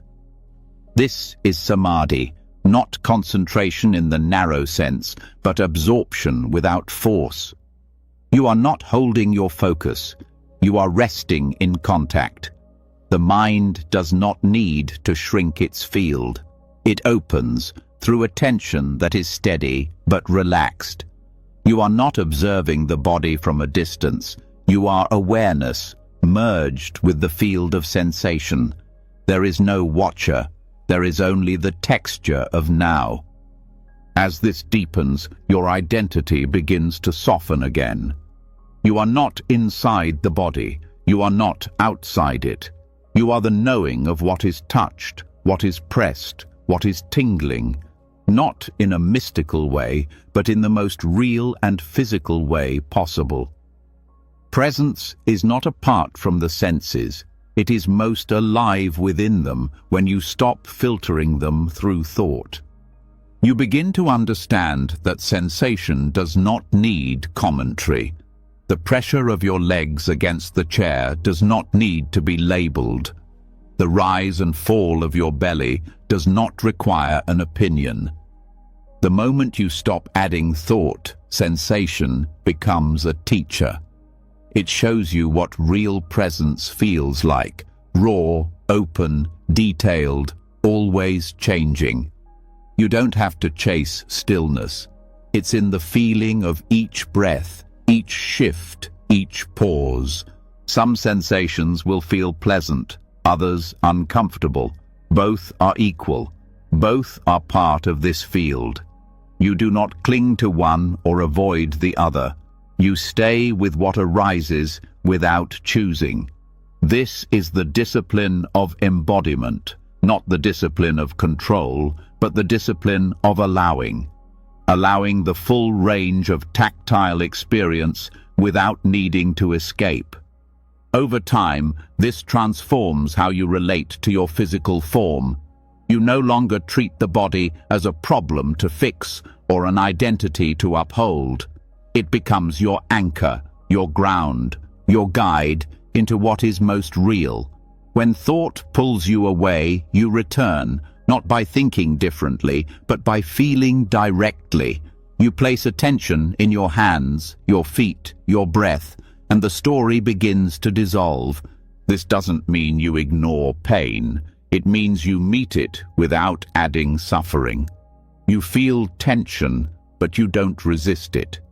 You feel warmth, but you don't grasp it. Everything is met as sensation, not as a statement about who you are. The body becomes transparent, not invisible, but open. There is sensation, but no claimer. Movement, but no mover. Just this unfolding. Even in moments of emotional heaviness, the tactile field remains. Grief has a temperature. Anxiety has a texture. Joy has a rhythm. You feel it in your throat, your chest, your belly. By staying with sensation, you meet the emotion at its root, not through stories about why it's there, but through the simple truth of how it feels. And as you rest with it, it changes. It moves. It teaches. Touch also connects you to the world without separation. The ground you walk on, the fabric you wear, the hands you hold, all become part of the same field. You no longer feel alone in your body. You feel how sensation links everything. You begin to understand connection not as an idea, but as direct contact. You are not apart. You are part of a larger presence, and the body is how you remember. As you explore this more deeply, the need for external stimulation fades.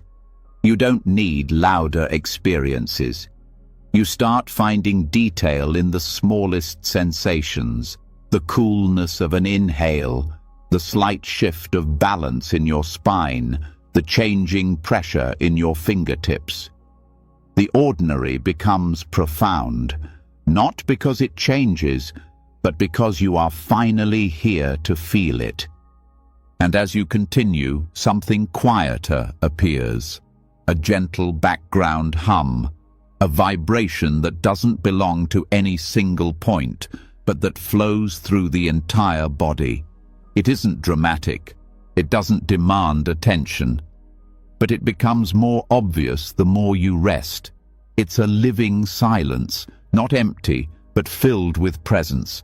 It holds everything: the breath, the tingles, the aches, the warmth. This vibration is not something to chase. It's not a special state. It's what happens when the body is allowed to be exactly as it is. When you stop looking for something better. When you stop managing sensation and let it reveal itself. You don't hold it. You let it hold you. You rest into it like gravity. And awareness settles, not on top of the body, but within it. From here, life becomes less mental and more immediate. You respond to the world from what you feel, not from what you assume. You speak from groundedness. You act from contact. You're not acting out thoughts. You're living from sensation. And it carries a kind of truth that thought cannot produce. Touch teaches you that awareness is not elsewhere. It's not a concept to understand. It's in the direct experience of what is. It's the feeling of your breath brushing against your nostrils, the gentle pulsing behind your eyes, the shifting weight in your feet. It's here, and it's now, and it never needed words to exist. So you stay, not because it's a rule, because it's natural, because each time you return to sensation, you remember what the mind forgets, that life is not an idea. It's felt, and in feeling, you return not just to your body, but to presence itself, complete, immediate, whole. As you rest more deeply in sensation, the need for stories fades. Attention settles into the immediacy of what is felt, what is here.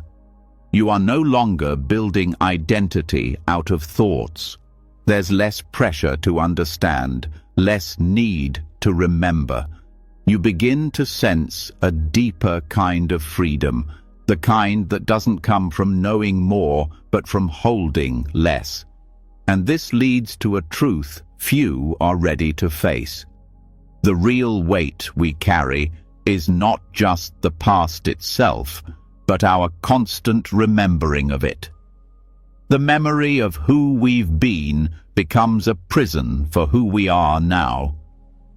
Letting go is not just about the future. It's about stepping out of the storyline of the self. The mind returns to memory often, not because it needs to, but because it doesn't know how to stop. It reviews, repeats, replays.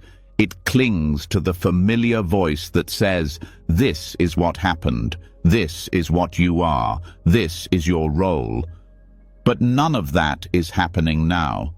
The moment you return to memory, you are no longer in presence. You've traded reality for narrative, and no matter how powerful or painful the story is, it separates you from the moment that's actually happening. Memory isn't the enemy. It serves its place in function, learning, survival, continuity. But identity built on memory is unstable. It relies on something that no longer exists. You were shaped by events, but you are not those events.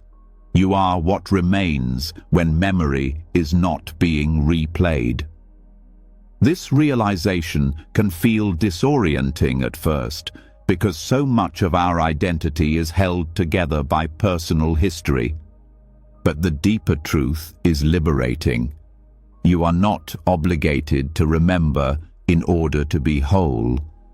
The practice of conscious forgetting is not about erasing the past. It's about releasing the grip it has on perception. You learn to see the moment without adding context. You begin to notice how quickly the mind reaches back to compare, to justify, to reinforce who it thinks you are.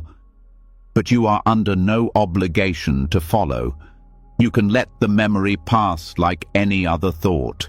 You can remain with the breath, with the body, with what is arising now. This is not repression. It's clarity. You're not pushing memory away. You're recognizing that memory is only real when it's remembered. And even then, it's an interpretation, shaped by mood, colored by bias. You begin to see how unreliable memory is, how it alters each time it's recalled. You realize that the story you keep telling yourself isn't a truth. It's a habit. And you don't have to keep repeating it. There's great peace in not knowing who you are supposed to be. There's freedom in letting go of the autobiography. Not permanently, not dramatically, but moment by moment. You don't have to carry your past into every interaction. You don't have to bring yesterday's wounds into today's silence. Each moment becomes cleaner, less layered. You hear words as they are spoken, not through the filter of old conversations. You meet people as they are now, not through the lens of what they used to mean. This is not forgetfulness in the traditional sense. This is deliberate release.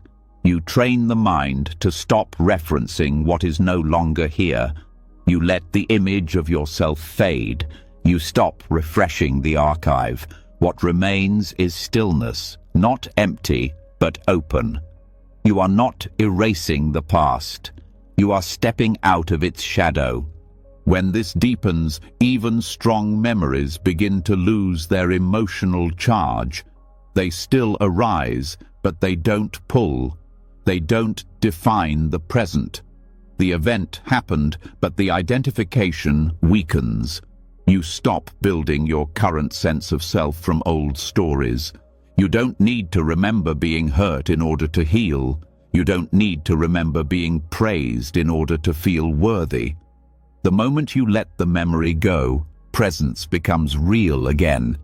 Memory often keeps you in roles. It tells you who you were, and by extension, who you must continue to be. But this moment is not interested in who you were. It only asks for who you are now. And now is always new. Now does not repeat. The more you stay in now, the less pressure you feel to perform your past, the less trapped you feel by what others think they know about you. You may notice how much energy goes into maintaining your history, the way you remember who you were in front of certain people, the way you hold on to mistakes, the way you replay conversations. This creates a background tension, a constant internal maintenance, and when you stop feeding that loop, energy returns. Not just physical, but mental space. You begin to think more clearly, not because you know more, but because you're no longer weighed down by what isn't needed. Even positive memories can be binding. They create comparison. They shape expectation. You start chasing a feeling that belonged to another time, and that chase pulls you out of the richness of what's happening now. You miss the subtle beauty in front of you because you're trying to recreate a different one. Presence is not a reproduction. It is the raw aliveness of this exact moment, and that aliveness is enough. Letting go of memory does not mean letting go of care. You still remember how to cook, how to speak, how to walk. What you're letting go of is the narrative built on personal history, the imagined continuity that keeps you locked in identity, the belief that who you were must define who you are. The truth is, you are never the same person twice, and when you stop pretending otherwise, peace has room to breathe. You begin to live with a lighter touch. You don't need to explain yourself as much. You don't need to be consistent with your past. You're not trapped in roles, not stuck in patterns. You stop saying, "This is just how I am." You let yourself be new because you are. Every breath is different. Every thought arises in fresh conditions. The mind wants to pretend it knows who you are, but presence always disagrees. It says, "This is what you are now, nothing else." Conscious forgetting is also an act of forgiveness. You stop dragging old wounds into new spaces. You stop rehearsing what went wrong. You stop using memory as a weapon against your own peace. You can feel the past, but you don't have to keep building from it. You can allow the scar without reliving the injury. You stop telling yourself the same painful story and finally allow it to dissolve. This dissolving is not instant. It's gentle. You let memories come without welcoming them in. You stop feeding them attention. You see them rise, and you choose not to engage. Over time, their grip weakens.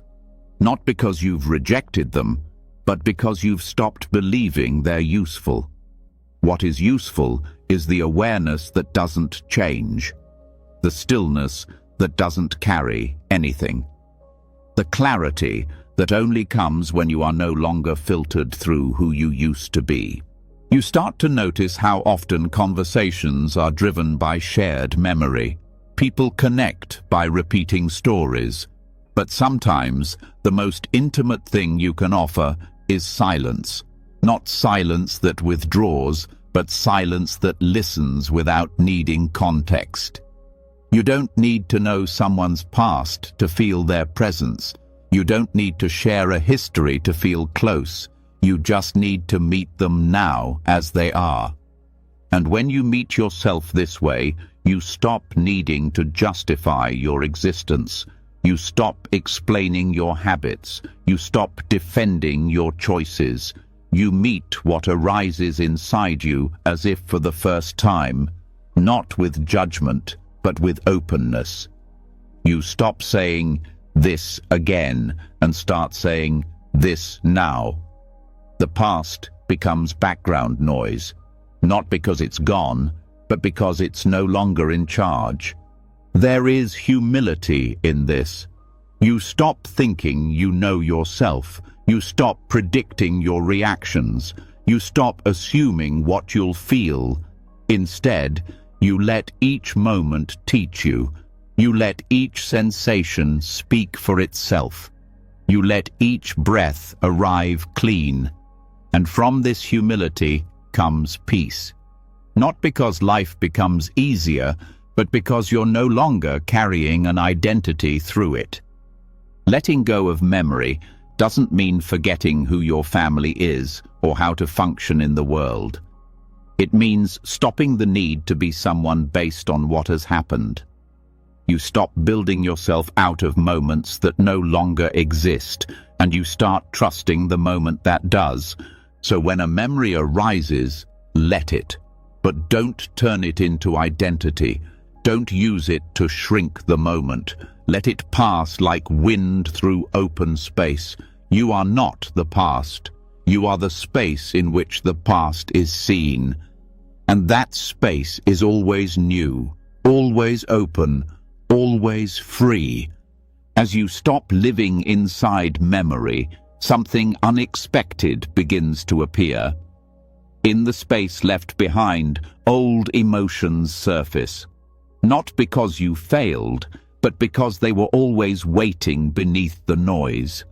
And now, with fewer stories in the way, you begin to feel what was once too difficult to feel. What you left behind does not disappear. It waits, and what waits is not your enemy. It's the part of you that still longs to be seen without fear, without rejection, without shame. The path forward is not to avoid it, but to meet it with the same presence you've given everything else. The parts of you that remain unloved do not block your peace. They are the doorway to it. The human mind naturally hides what it fears others will not accept. We push away impulses, traits, emotions, and desires that don't fit the version of ourselves we've worked to maintain. We suppress anger and call it patience. We deny fear and call it confidence. We avoid sadness and call it strength. But underneath those masks, something stays unresolved. It doesn't vanish. It shows up in quiet discomfort, in tension that won't go away, in behavior we can't explain. This is the shadow, not evil, not dangerous, but the disowned parts of you still asking to be included. In Buddhist insight practice, vipassana means clear seeing. It is not analysis. It is not interpretation. It is meeting what arises with full awareness. No filter, no correction. And when turned inward, this practice reveals not just the surface habits of the mind, but the deeper layers. The traits you hide, the stories you resist, the pain you never gave permission to speak. The goal is not to fix the shadow, but to see it fully, to understand that it has always belonged. There is no true presence while exclusion remains. You cannot be fully here while part of you is being silenced. Peace does not come from purity. It comes from wholeness, and wholeness includes contradiction. The peaceful person also has rage. The kind person also has cruelty. The spiritual person also carries doubt. None of this is failure. It is the full range of the human experience, and insight practice helps you stop dividing yourself. You begin to notice how quickly the mind categorizes. This is acceptable. That is not. This can be seen. That must be hidden. But awareness does not judge. It does not label traits as good or bad. It does not divide the mind into parts worth keeping and parts worth exiling. When you rest in awareness, all parts are equal, and the ones you've rejected begin to relax, not because they are being controlled, but because they are being included. The shadow doesn't need to be healed before it can be seen. It needs to be seen before it can be healed. And seeing it doesn't mean liking it. It means allowing it. Without commentary, without justification. You let it show itself, ugly, loud, scared, confused, and you do not flinch. You let the discomfort rise and fall without making it personal. You stop turning away. You stay. This staying is what creates integration, not through effort, but through recognition. You start to see how the trait you avoided had wisdom hidden inside it. Your anger contained your boundaries. Your sadness held your honesty. Your fear carried your longing for safety. Nothing inside you was ever random. Everything served a purpose, but it became distorted when denied. Now, as you meet it, the distortion begins to soften. This is the deeper work of presence, not just resting in awareness, but expanding that awareness to include what was once left out. You stop aiming to be a version of yourself. You stop performing enlightenment. You let go of the idea that awakening requires you to be pleasant, calm, or pure. The awakened mind is not clean. It is inclusive. It allows everything without becoming any of it. Even in meditation, this matters. You sit and the breath is calm, but a sudden irritation rises. Before you would label it a distraction, now you welcome it. You feel it in the body. You notice the story it brings. You let it be felt, not fixed. You let it complete its shape without suppressing it. And by doing so, you learn that presence isn't fragile. It can hold discomfort. It can stay with chaos. It doesn't need the mind to be quiet. It only needs honesty. This honesty begins to reach every part of your life. You stop needing to explain yourself so carefully. You stop polishing your behavior to appear spiritual. You stop fearing your own contradictions. You begin to speak from depth, not role. You tell the truth more easily. You apologize without shame. You feel compassion not because you're supposed to, but because you're no longer protecting your image. The shadow becomes less threatening. It starts to feel like a younger version of you, still clinging to old fears. And instead of fighting it, you hold it. You say yes to its presence, not to indulge it, but to free it. The parts of you that were stuck begin to move. The emotions that were frozen begin to thaw. The inner division that caused so much quiet suffering starts to mend. In relationships, this changes everything. You become less reactive, not because you suppress reaction, but because you know where it's coming from. You feel the sting of judgment, and instead of retaliating, you feel the old wound underneath. You don't need the other person to change. You see that this moment is an invitation to integrate, and you respond from presence, not pattern. The peace that comes from this is not soft, it is solid. You are no longer at war with yourself. You stop needing to be good. You stop fearing being bad. You live from truth, not from ideal. And this truth includes all of you, not just the light, but the shadow it casts. You stop seeking safety in perfection. You find it in wholeness.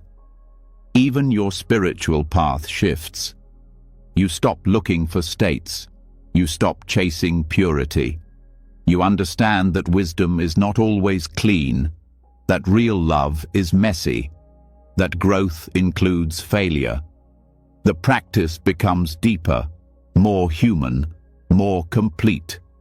You stop comparing your journey to others because you realize you're not on their path, you're on yours, and yours includes everything that has ever risen inside you. You begin to trust what arises, not because it's always pleasant, but because it's always honest. You no longer need to push away what feels uncomfortable. You meet it with the same stillness you've offered your breath.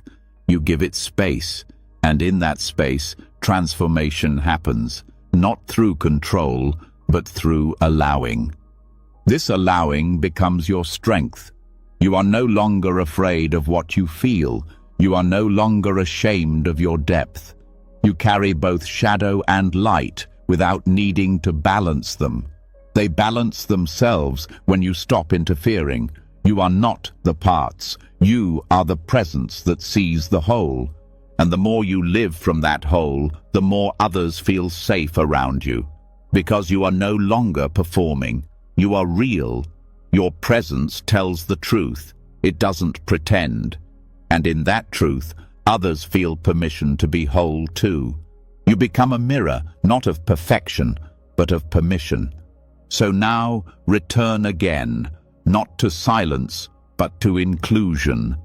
Let what rises be seen. Let what hurts be held. Let what was rejected be welcomed. You are not trying to change it. You are only making room for it to exist. Because in presence, everything belongs. As the shadow softens and the rejected parts begin to feel safe in awareness, something shifts again. Not a grand revelation, not a moment of triumph. Something quieter, less visible, more intimate.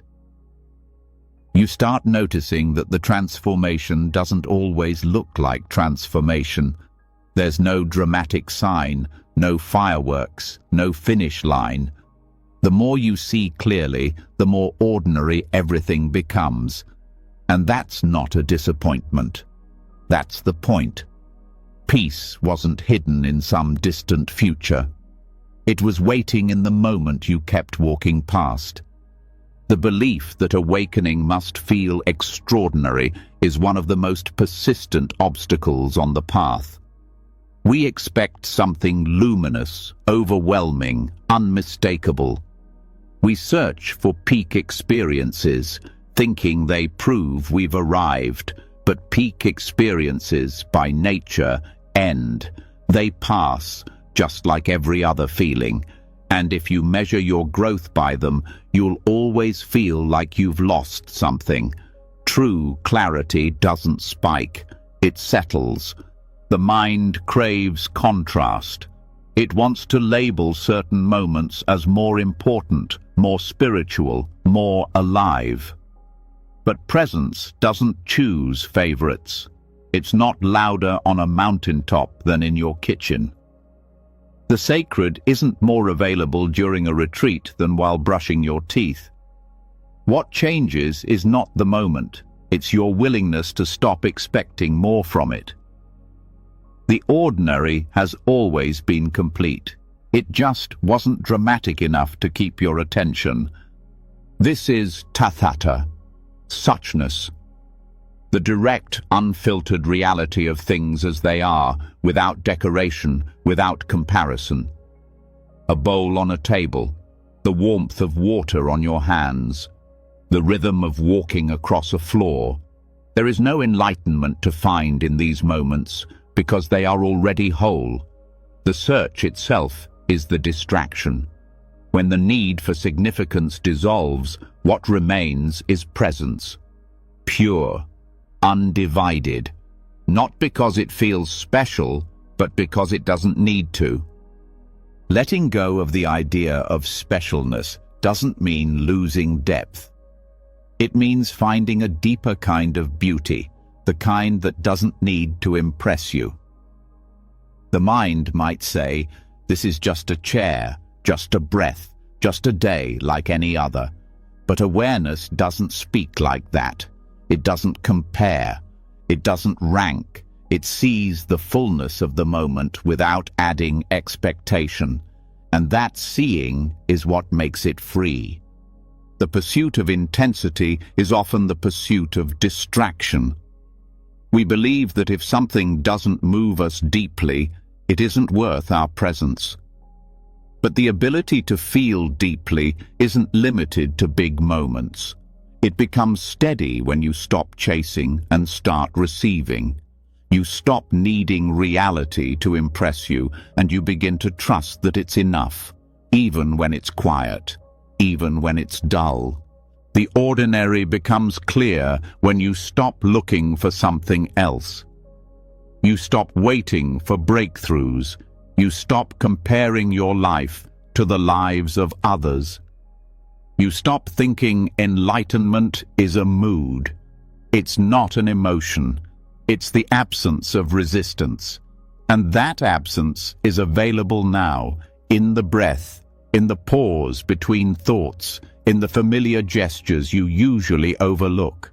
Some of the most powerful moments are the ones you never notice. not because you missed them, but because they didn't ask to be noticed. They weren't loud, they weren't ecstatic. They were simple, and in that simplicity, they were free.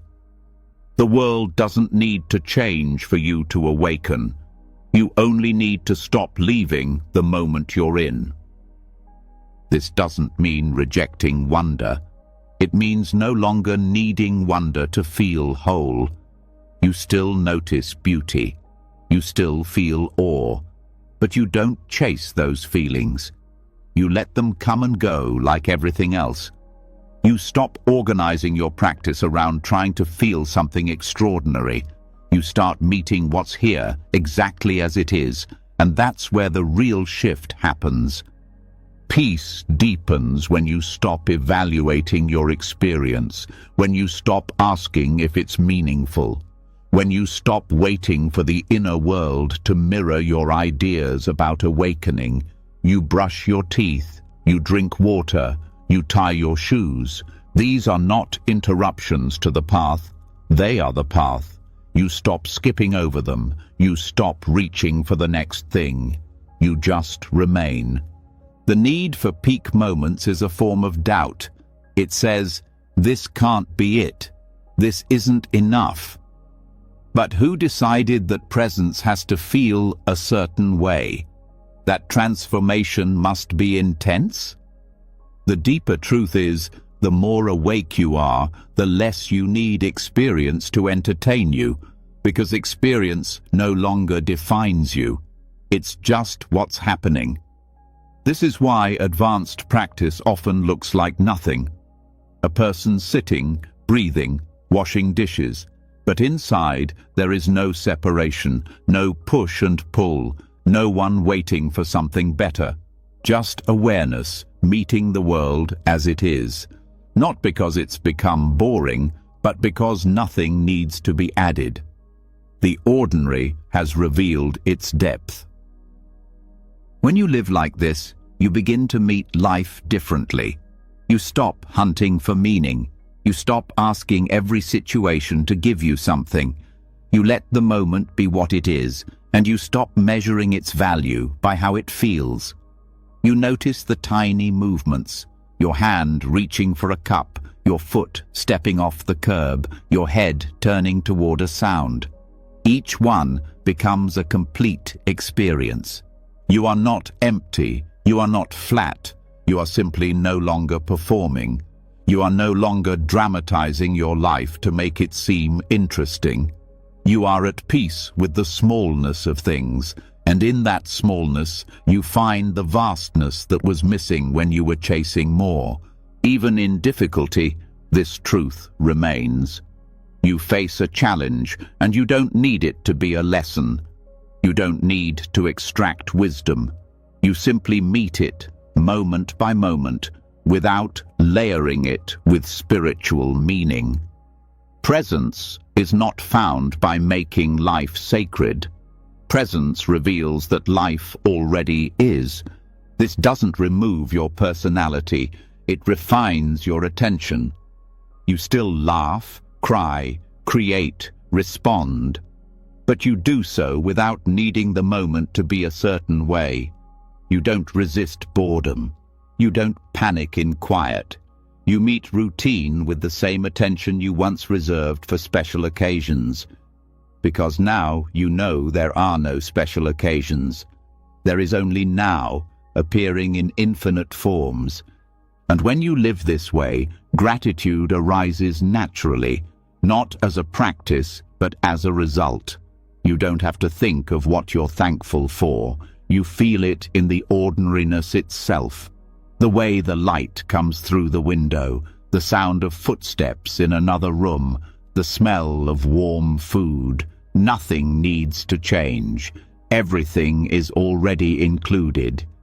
This is the end of spiritual ambition, the end of trying to achieve presence through elevated states. You realize those moments were never the point. They came and went, like all things. What matters is not how deep something feels. What matters is whether you stayed with it, whether you let it be what it was. Suchness is not something to reach, it is what remains when reaching stops. You don't need to strain to feel it. You only need to stop waiting for it to feel different. The path becomes ordinary, and in doing so, becomes complete. You're not missing anything. You're not doing it wrong. The clarity you seek is already in the next moment you're willing to meet without judgment. When the need for extraordinary moments dissolves and the ordinary reveals itself as complete, something even quieter begins to surface. A stillness not defined by peace, joy, or insight. A stillness that is not something at all. It doesn't carry emotion. It doesn't announce its arrival. It doesn't give you anything to hold on to. It simply appears when there is nothing left to reach for, not through effort, but through a complete pause of becoming. You don't notice it with the mind. You recognize it because, in that instant, the mind is not present. What remains is not an experience, but the space where experience stops. This is cessation, not symbolic, not abstract, but directly lived, even for a flicker, when all activity falls away.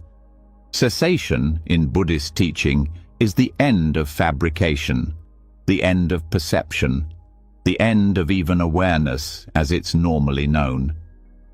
But in daily life, this isn't something you create. It happens on its own, in brief gaps that the mind usually misses. A pause in thought where no new thought rushes in. A split second when identity doesn't reassert itself.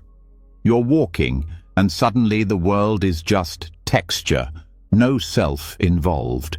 You're hearing a sound, and for a moment there's no listener, just the sound itself. It's not dramatic. It's not even felt. It's known by its absence. The ordinary moment is filled with these openings, but they're easy to overlook because they don't have a story. They don't leave an impression. They don't feed memory. They vanish as soon as they happen.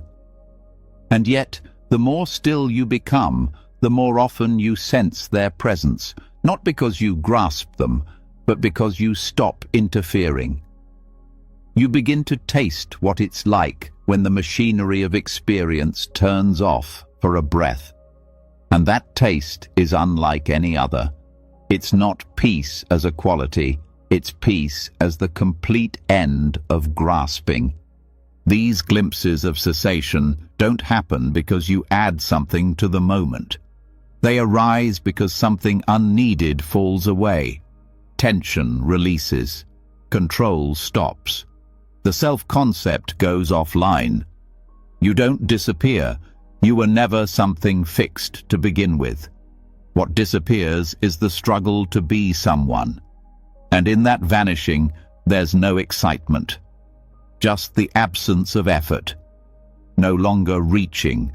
No longer resisting. Just stillness, free of content. Trying to find cessation is the surest way to miss it. It cannot be sought. It cannot be practiced in the usual sense, but it can be noticed when it happens naturally. In the middle of washing your hands, a shift. In the space between breaths, a fading. You are not the one who sees it. You are not there at all. The seeing remains, but the seer is gone, only for a moment. But in that moment, freedom reveals itself in its most naked form. This is not the cessation of death or blankness. It's the cessation of building. For just one beat, nothing is being constructed. Not a self, not a thought, not even awareness of being aware. The entire framework pauses. And what remains is not a thing. It's not describable. But when the mind returns, it knows something happened, not as an event, but as an unmaking. In formal meditation, practitioners might touch this state after deep absorption. But in everyday life, it flickers when you stop insisting that the moment must mean something.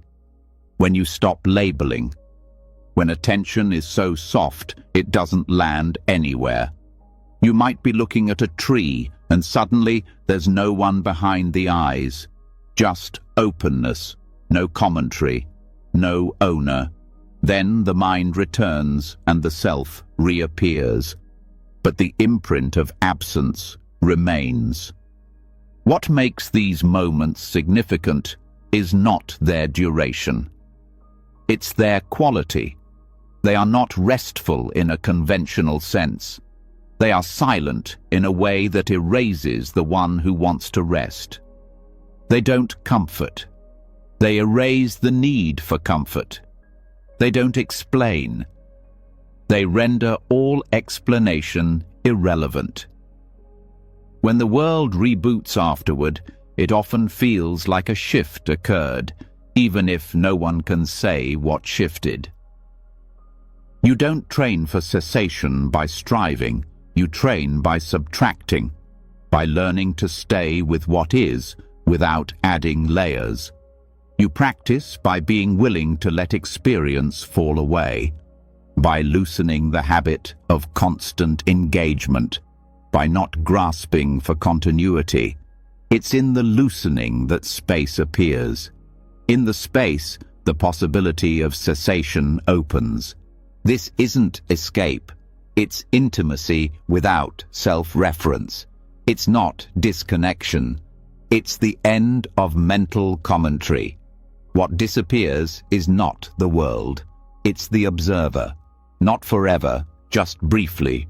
Long enough to show you that being someone was never required for the moment to happen. The present does not need your presence in the way you think. It continues with or without your mental stamp on it. Fear can arise when approaching this threshold. The mind senses it has nothing to hold on to, and it resists. It clings harder. It tries to label what's happening. But if you allow the fear to come and go without response, the gap returns. It is not dangerous. It is not empty. It is the release of all effort, including the effort to know. Some might say this is too subtle to matter, but what could be more meaningful than the place where clinging ends? Not as a belief, as a lived pause. No matter how short, that pause reveals something deeper than any insight, that suffering stops not through solving, but through ending the one who struggles. Not through answers, but through silence untouched by questions. Daily life gives endless opportunities for this, folding clothes, walking in the hallway, waiting at a stoplight. The mind doesn't expect insight in these moments. That's why they are perfect. You are relaxed, not chasing, not analyzing. The usual narrative fades. In that openness, perception becomes transparent. You're there, but not as someone. Just awareness, without edge, without claim. This is not disassociation. You are not detached from the world. You are not removed. You are fully here, but the frame is gone. The mental scaffolding that usually defines you has dropped. And what's left is not numbness. It's clarity without observer. Not seeing as I see, but seeing as itself. Sometimes in conversation, this may happen. The words continue, but for a moment, there's no you speaking. Just voice, just sound, just connection. You come back to identity afterward, but you remember the gap. Not as something you caused, but as something you allowed. This is the subtle art of meeting the world without needing to be separate from it. Even breath can lead here, not as a technique, but as a natural pause. When the inhale ends and the exhale hasn't begun. a gap. Or when listening, and the sound stops. Another gap. These moments of stillness are everywhere. You only have to stop filling them. Let the space stay space. Let the mind stop insisting on content. You won't be able to hold these moments. You won't be able to describe them clearly. That's how you know they're real. They don't feed the ego. They don't build a story. They are gone before they can be claimed. And yet, their absence is nourishing. Their silence lingers. Their stillness leaves a trace, not of something gained, but of something no longer needed. Over time, these pauses become more familiar, not more frequent by effort, but by openness. You stop interrupting. You stop clinging to what comes next. You let now be incomplete. You stop needing experience to prove itself.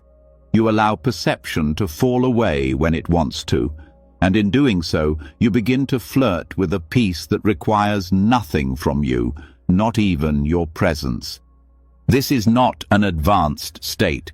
It is the most natural state. You've already touched it many times. You just didn't recognize it because there was no one there to recognize. But now you know what to notice, or rather, you know how to stop interfering with what notices on its own. And from this non-interference, the deepest kind of ease begins to grow. So continue, not forward, but inward, not by doing, but by pausing. Let the next moment appear. Let it fade. Let the space between things teach you. Let the end of knowing reveal the beginning of freedom. As the moments of cessation flicker in and out of perception, something subtle remains, a trace, a residue, a faint presence of what is no longer here. It's not the thing itself, but the space it left behind. The mind is conditioned to focus on what's next, to fill every gap, to move forward. But if you stay, if you don't rush to replace what just vanished, a new kind of awareness opens. You begin to feel the aftertaste, not as memory, not as imagination, but as the echo that remains when a sound is gone, when an experience has dissolved, when the moment has passed, and yet something of it still lives, barely there, barely felt. And it is in this barely that presence grows deeper. The ordinary mind grabs at what is loud, immediate, obvious. It wants definition. It wants content. But there is a different kind of clarity that only arises when you stop looking at the front of experience and start resting in what follows. The end of a sound, the fading of warmth, the soft decay of sensation. These are not empty. They hold a quality of depth that cannot be found in the center of activity. They are like the scent that lingers after a flower is gone. Not the form, not the object, but the impression it leaves behind.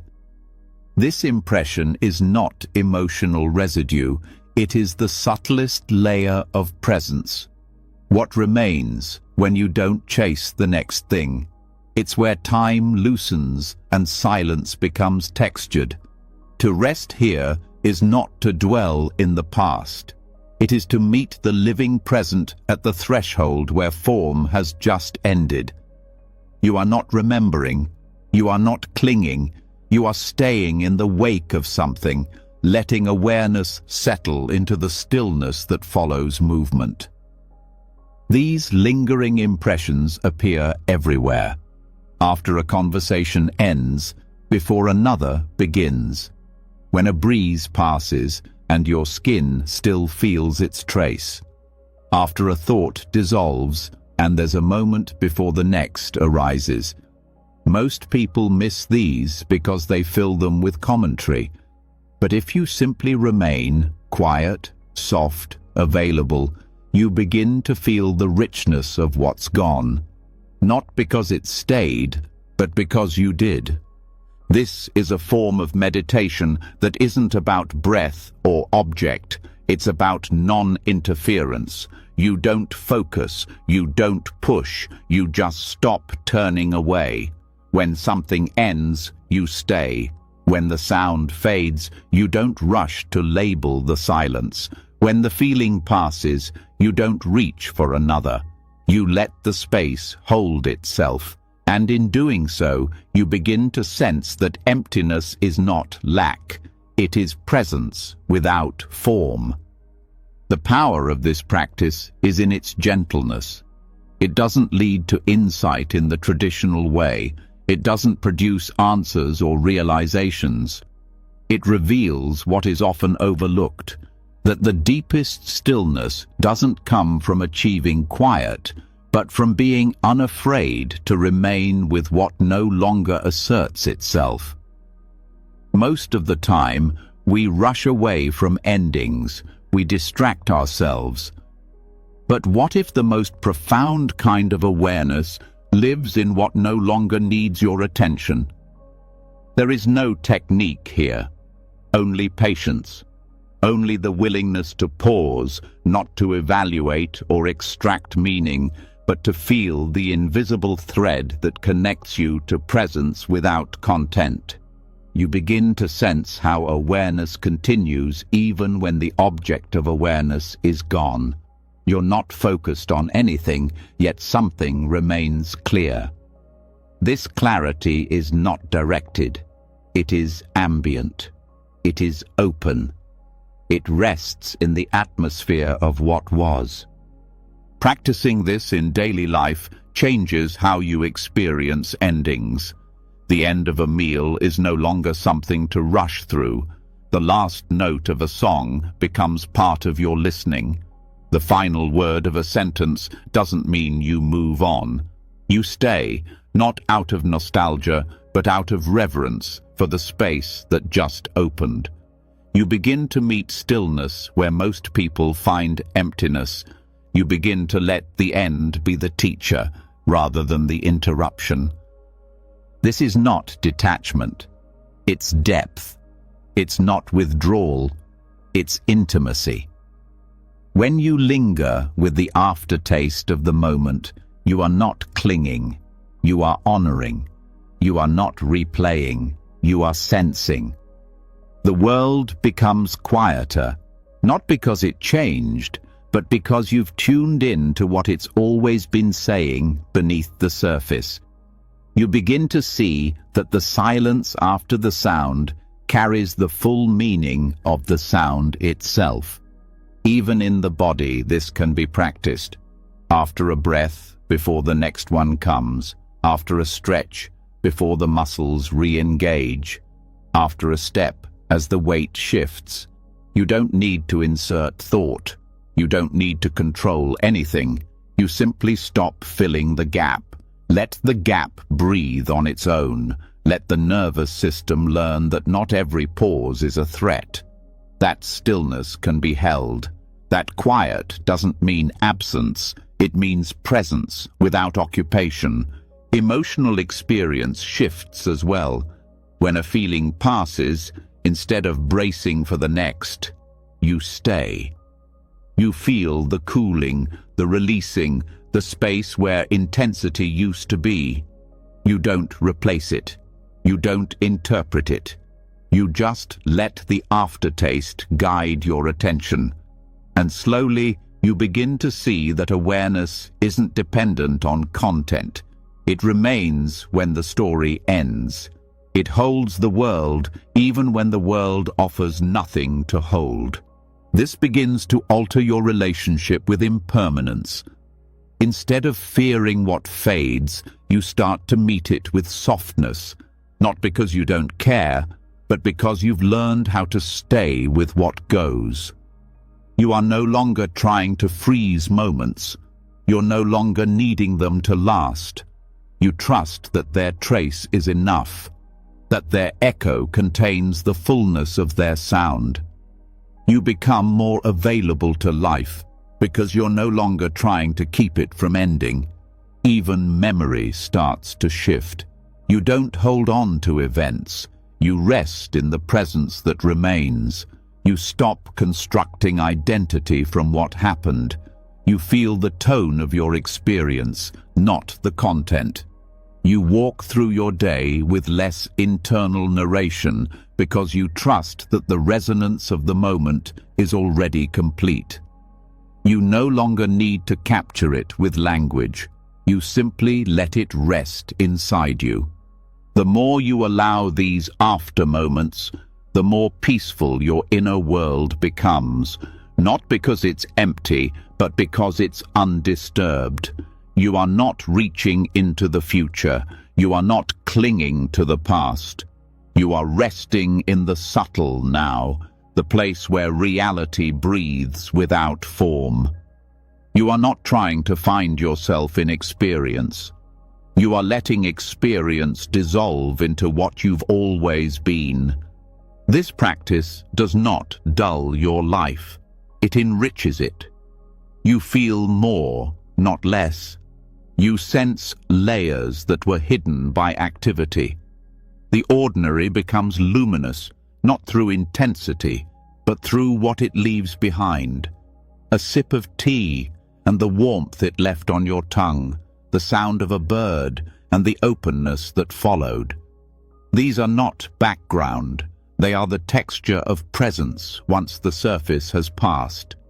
You also begin to speak differently, slower, more aware of the space between words, more comfortable with silence at the end of a sentence. You don't rush to fill it. You don't apologize for it. You let others rest in it too. You stop trying to be the source of meaning. You let meaning arise in the quiet that follows. This shifts relationships. You listen more deeply. You no longer think of what to say next while someone is still speaking. You let their words settle. You feel their tone linger. You meet them not just in conversation, but in the space where connection actually happens, in the moments between what's said. Presence becomes less about what you do and more about what you don't rush through.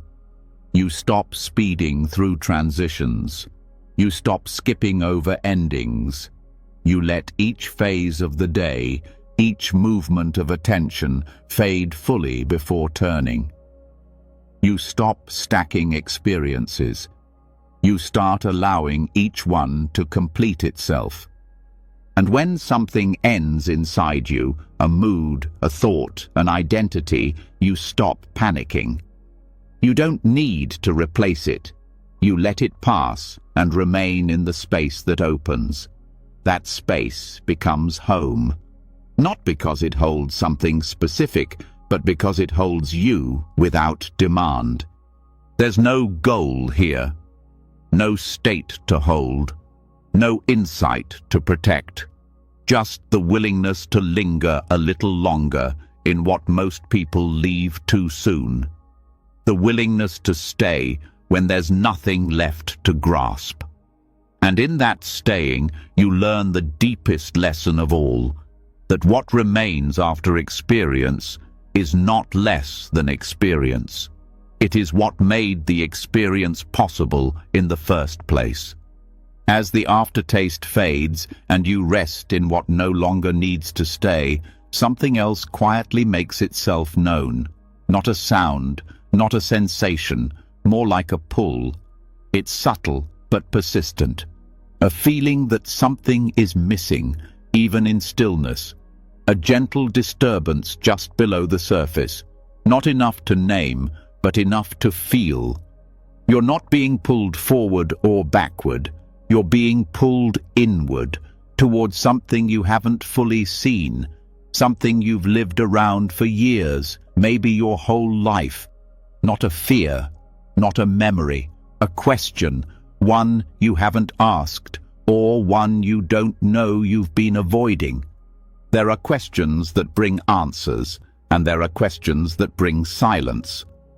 The second kind is more powerful, not because they solve something, but because they break the need for solutions. These are the questions that don't arrive as language. They arrive as tension, as the places you won't look, as the discomfort that shows up every time things get quiet. They aren't hidden from your eyes. They're hidden from your attention. You move past them without noticing, but they are there, quietly shaping your every moment. This is what some Zen traditions speak to when they offer koans. Not riddles to solve, but openings to sit with. Koans are not answers. They are mirrors. They reflect the place where the mind can't dominate the truth, where control ends, where logic stops. The unasked question is a koan you carry without knowing. It's not that you haven't answered it, it's that you haven't let yourself feel it. And this absence is not a lack, it's a doorway. To begin working with this doorway, you first learn to recognize the signs of avoidance. Not dramatic, not obvious. The habits that distract, the patterns that repeat, the things you always explain away. You say it's just how life is. You say you've moved past it. You say it doesn't matter. But your body knows. It tightens when the topic is close. It drifts when the silence gets too full. This is the edge of your present awareness, the line you haven't crossed. Not because you can't, but because you haven't looked with fresh eyes. You don't need to find the question right away. You only need to sit with the space where something hasn't yet been asked. It may feel like uncertainty, like discomfort without form, like a thought you can almost feel but not quite think. Stay there. This is where real presence begins to deepen, not in clarity, but in the willingness to remain with the unclear. Most people avoid what they can't immediately understand. But the unasked question doesn't want an answer. It wants honesty. It wants you to sit beside it without forcing it to reveal itself.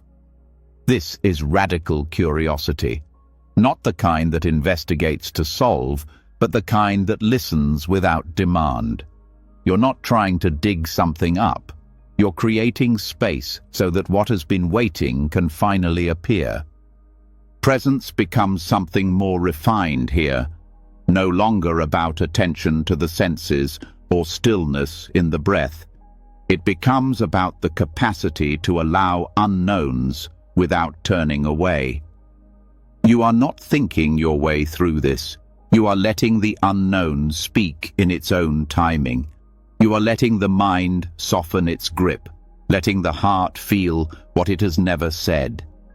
Sometimes the question isn't hidden, it's just uncomfortable. What are you pretending not to want?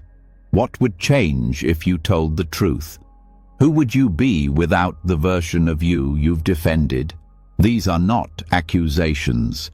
They are openings, not to shame you, but to reveal where you've mistaken comfort for peace. They show you the cracks in the identity you've built, and when you stay, those cracks become the light. You start to notice that what you were avoiding is not the question.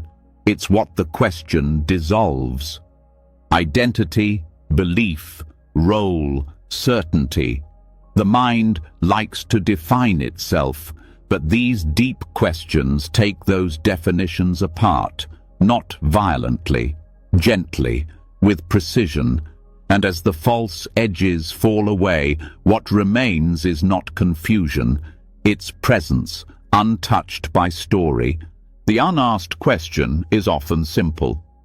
Why do I keep busy when I feel lonely? Why do I speak when I could stay silent? Why do I seek approval from people who don't see me?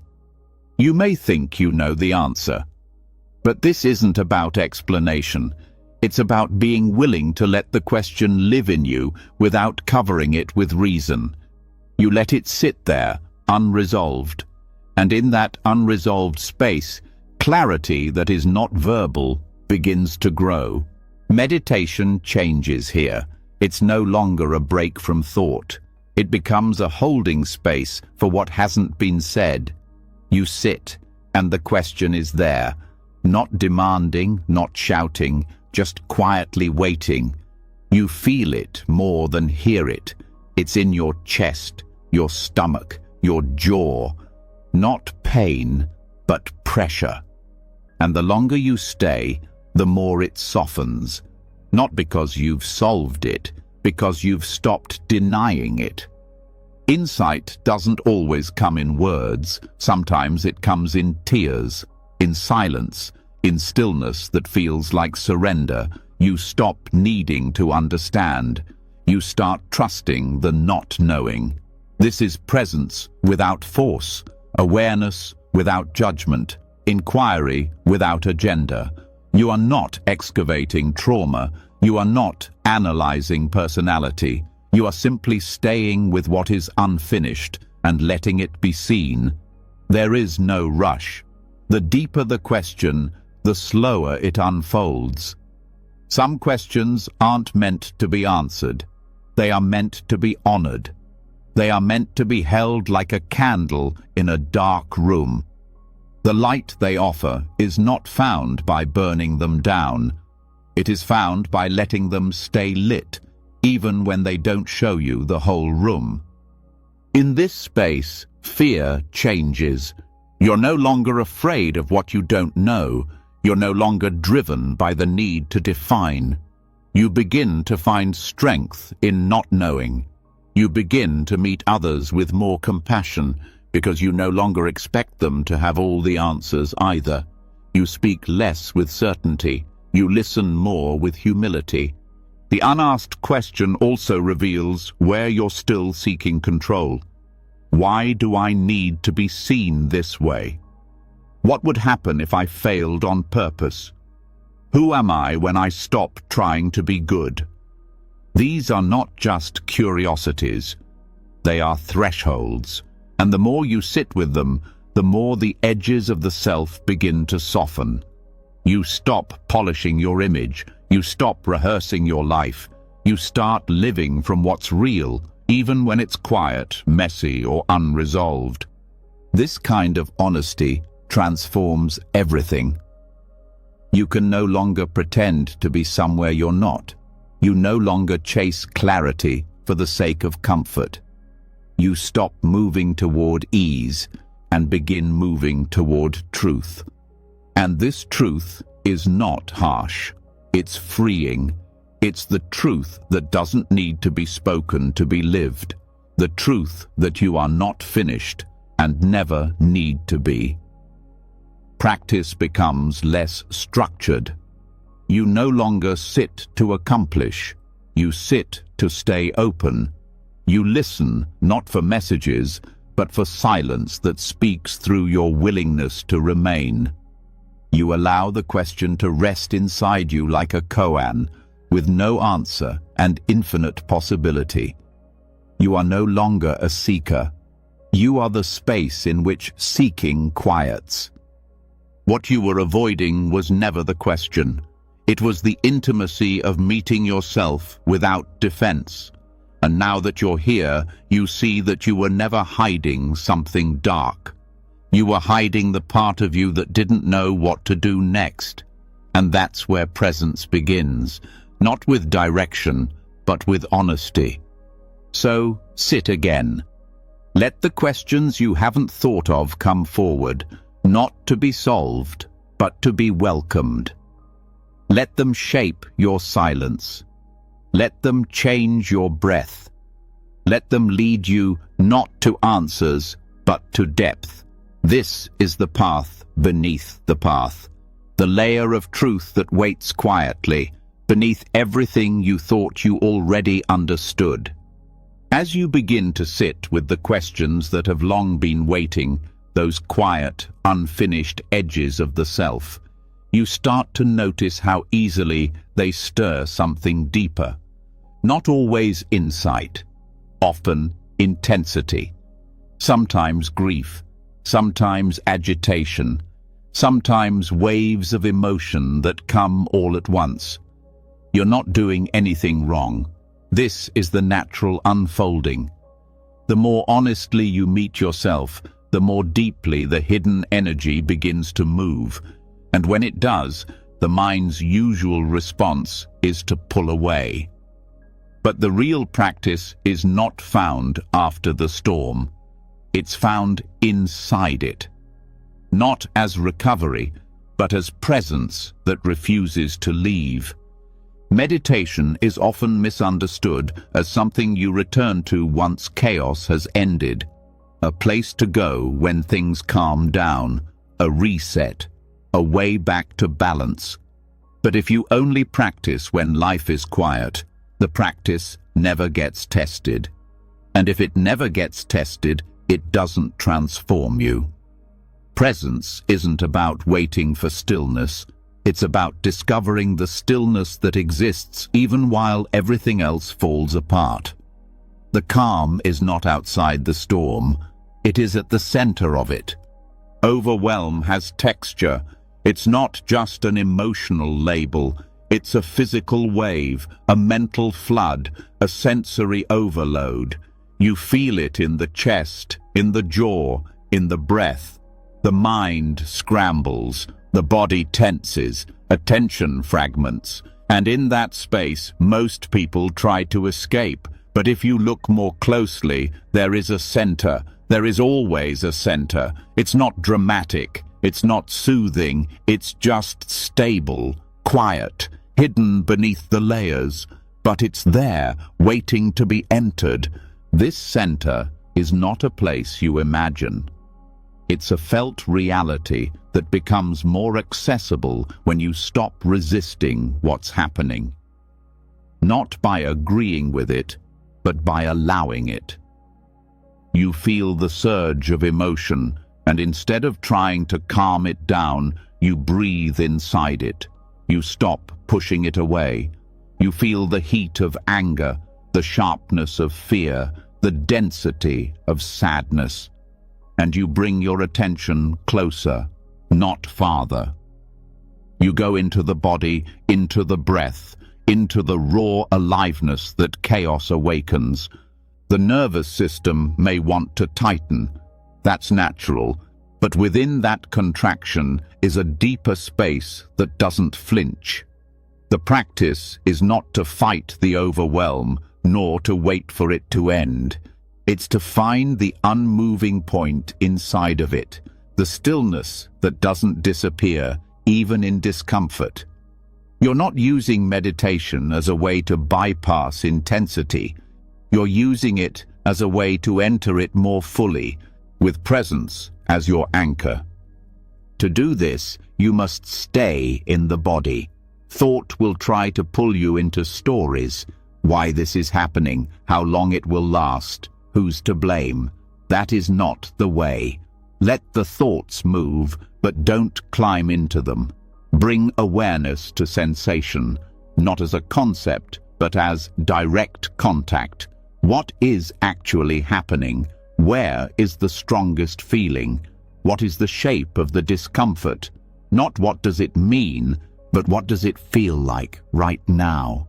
You're not analyzing, you're witnessing, not with detachment, but with full contact. The body becomes your field of practice. You are not trying to fix it, you are staying with it. The breath may be shallow, notice that. The muscles may be bracing, stay there. The heart may be racing, listen to it. You are not trying to relax your way out. You are resting your awareness inside the very thing that usually drives you away. What begins to emerge is not peace in the way people usually understand it. It's not comfort. It's clarity. A kind of grounded seeing that remains even while the storm rages. The content of the emotion doesn't vanish, but your relationship to it changes. You are no longer at the mercy of it. You are aware within it.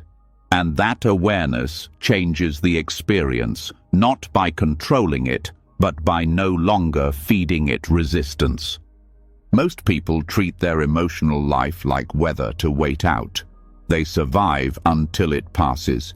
But waiting is not presence, it's postponement. You learn more by staying in the eye of the hurricane than by hoping it moves. You begin to see that even the most overwhelming moments have a rhythm, a beginning, a peak, a decline. You watch it all unfold, not from distance, but from within.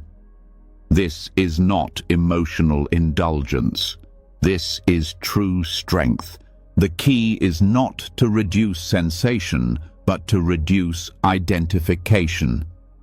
Overwhelm intensifies when we believe the thoughts it brings. But the sensation itself, without story, is workable. It may be sharp, but it's not endless. It may be heavy, but it's not solid. When you stop describing the chaos and start feeling it directly, it shifts. Not because you made it shift, but because it was never permanent. This kind of practice requires honesty. It asks you to stop pretending you're above emotional reactivity. It asks you to stop performing calm and to meet what is real, not as failure, but as part of the path. The more you enter the emotion, the more you see that it's made of movement, not identity. You are not anxious. You are feeling anxiety. You are not depressed. You are experiencing heaviness. This difference is not semantic. It is everything. And once this becomes embodied, you stop fearing the next wave. You stop needing life to stay balanced. You don't panic when the ground shakes. You know how to return, not after the fact, but in the middle. You find the breath that is still there. You find the contact point in the body that brings you back. You let the storm move through without pushing it or collapsing under it. This is not always comfortable, but it is always real. And reality is what liberates. When you allow yourself to stay in full presence with discomfort, the separation between you and life begins to fall away. You are no longer managing experience. You are inside it, awake, steady, available. And this steadiness is not emotional neutrality. It's attentional stability. You're not frozen. You're not reacting. You're not absent. You are here. In daily life, this becomes a way of walking. The traffic jam becomes the practice. The argument becomes the mirror. The deadline becomes the fire you learn to breathe inside. You're not waiting for quiet. You are listening within noise. You are softening inside pressure. You are choosing to be conscious in the exact place that consciousness usually disappears. As this deepens, a new trust develops. Not trust that everything will feel good, but trust that you can meet what feels bad without abandoning yourself. You stop living in defense. You stop trying to escape your nervous system. You enter it. You stay with it. And it learns over time that it is safe to feel, that it doesn't need to panic when intensity rises, that it can hold all of it without collapse. This shift is not easy, but it is clean. It's not dramatic, but it's powerful. The world doesn't get quieter. You become less fragile. Not by toughening, but by softening where it matters. You stop pushing the storm away. You walk to its center. And from that center, you don't try to control it. You simply remain. After learning to remain in the center of chaos, to stay present not after, but inside the moment when everything unravels, another layer of stillness becomes visible. It's not a stillness found through resolution. It's a stillness that lives inside the unresolved. There is a deeper kind of peace that appears not when things are completed, but when you finally stop needing them to be. Not everything finishes neatly. Not every question gets answered. Not every moment brings closure. And the pressure to tie everything together is often what keeps you restless.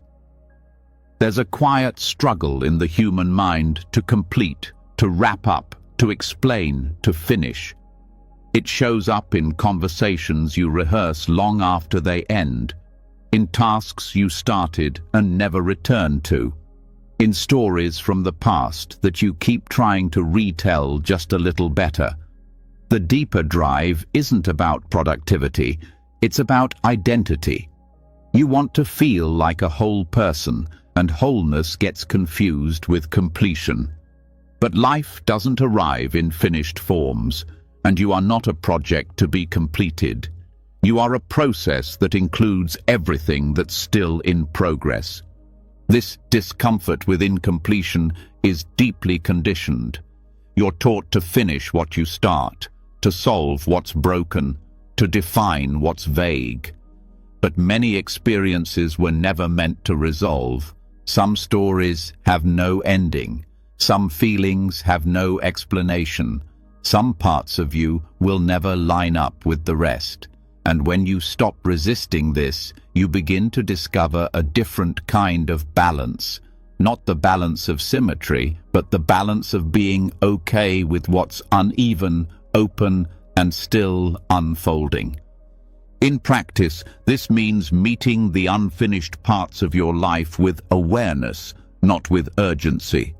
That old conversation you still think about, let it be incomplete. That goal you abandoned halfway through, let it remain open. That relationship that didn't end cleanly, let it stay unresolved in your memory. These are not errors. They are the shape of real life. Real life includes the pause, the gap, the silence that doesn't get filled. This isn't passivity, it's presence. You're not giving up on things that matter. You're giving up the illusion that everything has to be wrapped in a bow before you can rest.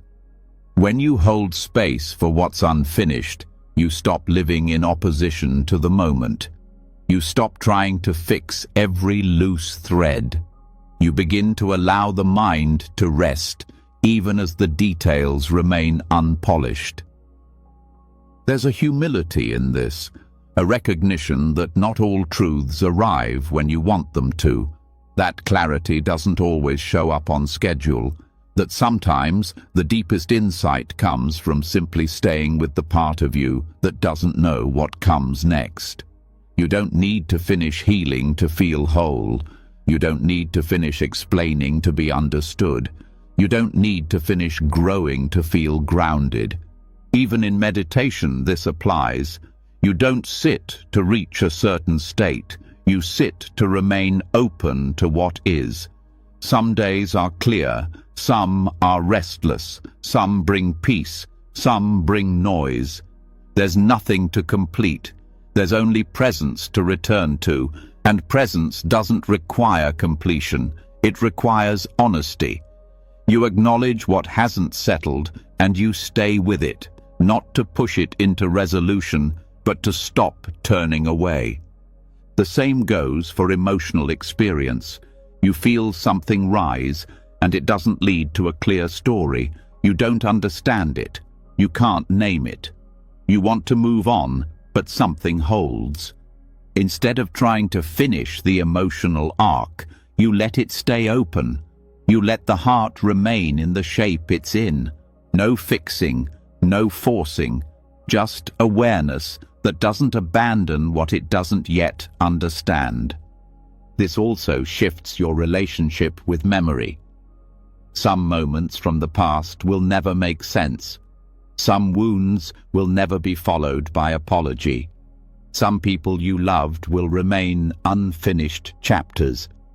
And still, you can find peace, not by closing the story, but by realizing you don't need to.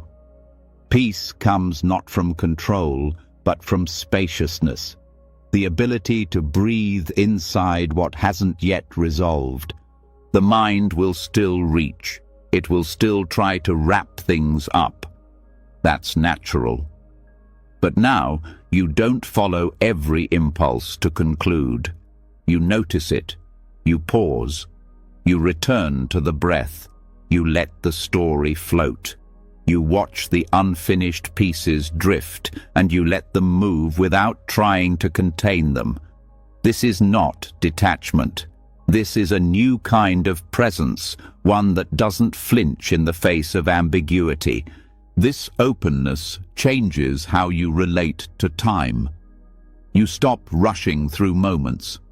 You stop racing toward answers. You live in the unfolding, not in the completion. You let the day remain imperfect. You let the task remain halfway done. You let yourself remain a work in progress, not because you've given up, but because you've grown enough to stop needing closure as proof of growth. And this begins to soften the edges of how you see others. You don't demand perfect communication.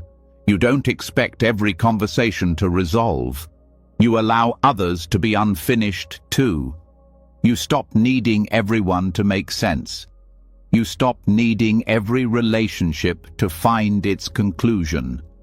You learn to love without needing to define, to forgive without needing full understanding, to say goodbye without needing full peace. Even your spiritual path becomes less rigid. You stop treating it like a ladder to climb. You stop measuring your evolution by how many insights you've had. You allow for dry spells, for confusion, for not knowing. You let your practice remain open-ended, not lost, not drifting, simply not closed. And in that openness, depth returns. Not depth you hold on to, but depth that holds you. The world reflects this too. Nature is filled with cycles that never finish, seeds that never bloom, seasons that arrive late or early or not at all. The sky doesn't demand that the clouds move in clean patterns. The river doesn't require every stone to be smooth. Everything is in motion and nothing is fully done. Life is not a story with a clear arc. It's a rhythm that includes interruption, delay, and silence. So you learn to live with pauses, with the page that turns before the sentence ends, with the meal left uneaten, with the song that fades without resolution. You learn to love the part of you that hasn't figured it all out. You stop fighting the undone. You let it rest beside you, and you rest with it, not as a problem, but as part of your path. And in this resting, something unexpected happens. You feel more whole, not because everything has resolved, but because you're no longer cutting yourself off from what hasn't. You're not scattered, you're not fractured, you're simply complete in your incompletion, present with what's still unfolding.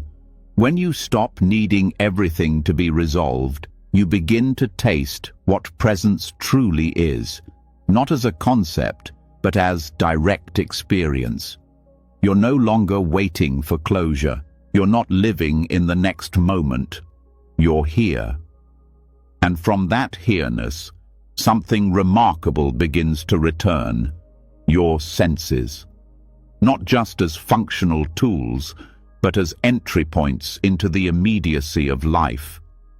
Nowhere is this more intimate, more accessible, or more overlooked than in the act of eating. Not eating as habit or distraction or fuel, but as a way into timelessness, the taste of now. Eating is one of the most frequent and physical rituals we engage in, and yet, for most people, it happens on autopilot. You chew while reading, while scrolling, while thinking about what's next. The bite is consumed, but it's never really received. The flavor is there, but it's gone before it's noticed. And what's missed isn't just the taste. It's the opportunity to exit the timeline of becoming and re-enter direct contact with being. Mindful eating is more than slowing down. It's a complete shift in orientation. It means letting the moment of taste become enough. One bite, not as a bridge to the next, not as a way to satisfy a future hunger, but as the whole experience. You are not eating to get anywhere. You are not chewing to achieve. You are staying with this texture, this warmth, this tang, this crunch, this now.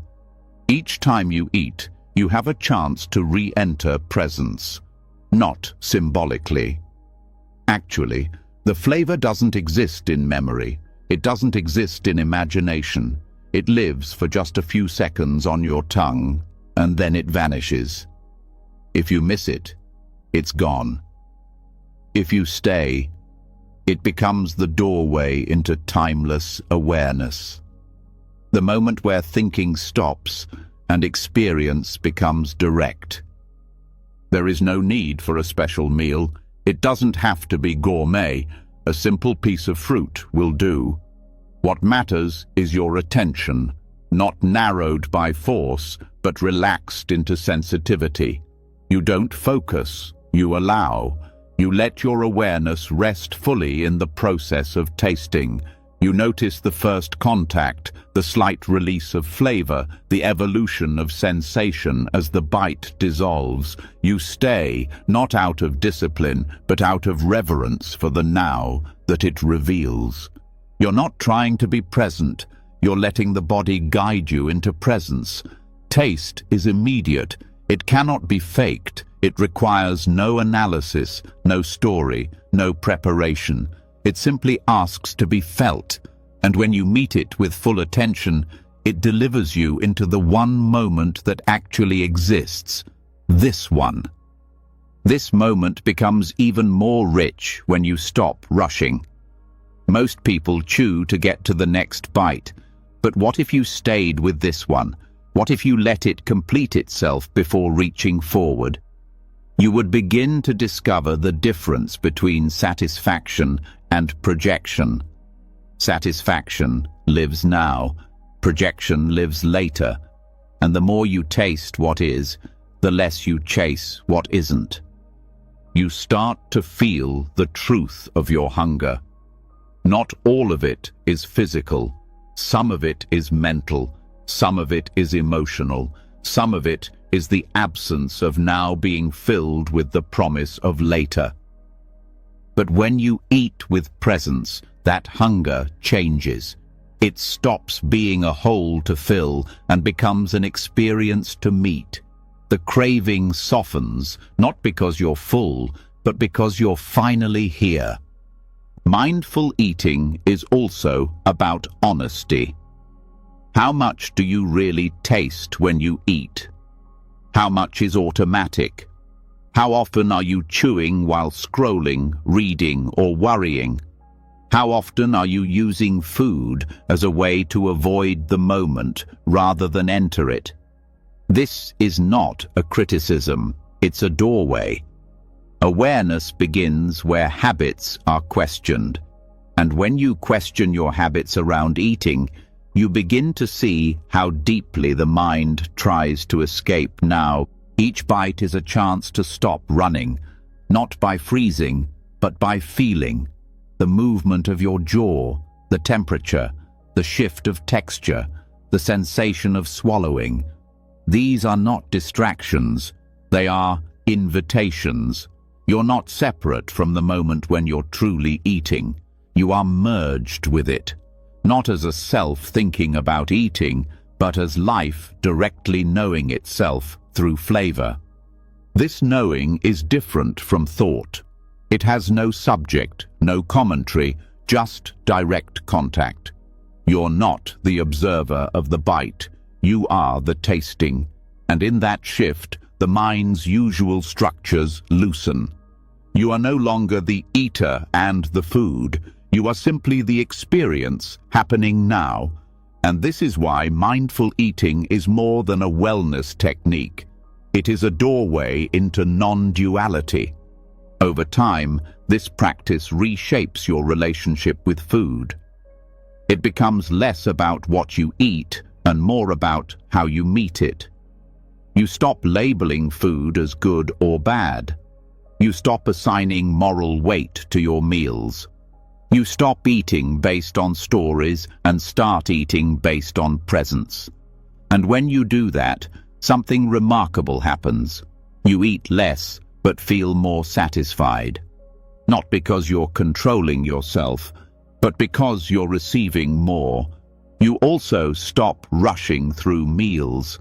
Even the smallest snack becomes sacred, not because you've made it holy, but because you've finally slowed down enough to meet it. You feel the silence between bites, the breath between chews. You don't need conversation. You don't need background noise. The moment is enough. This doesn't mean you have to eat alone or in silence. You can practice mindful eating anywhere, with others, in public, at home. It's not about perfection. It's about remembering, coming back, again and again. When you notice you're rushing, return. When you find yourself lost in thought, return. Not with judgment, with curiosity, with softness. Even digestion begins to shift. The body relaxes when the mind is present. Food is received more fully. You're not bracing. You're not rushing. You're simply allowing. And this state of allowing becomes your new default, not just in eating, but in life. You learn to stay, not because it's a rule, because it feels like truth. Mindful eating also reveals your emotional relationship with food. Not by analyzing, just by observing. When you eat slowly, you notice when you're full. You notice when you're reaching for food to cover a feeling. You don't have to stop, you just have to see. Seeing is enough. Clarity grows from presence, not from discipline. There's a deeper freedom in this than most people expect. You begin to feel at peace with what's on your plate. You stop needing it to fix your mood.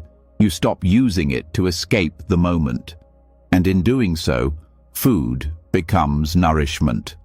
Not just for the body, but for the part of you that longs to be here. And it's not just during the meal. The preparation becomes part of the practice.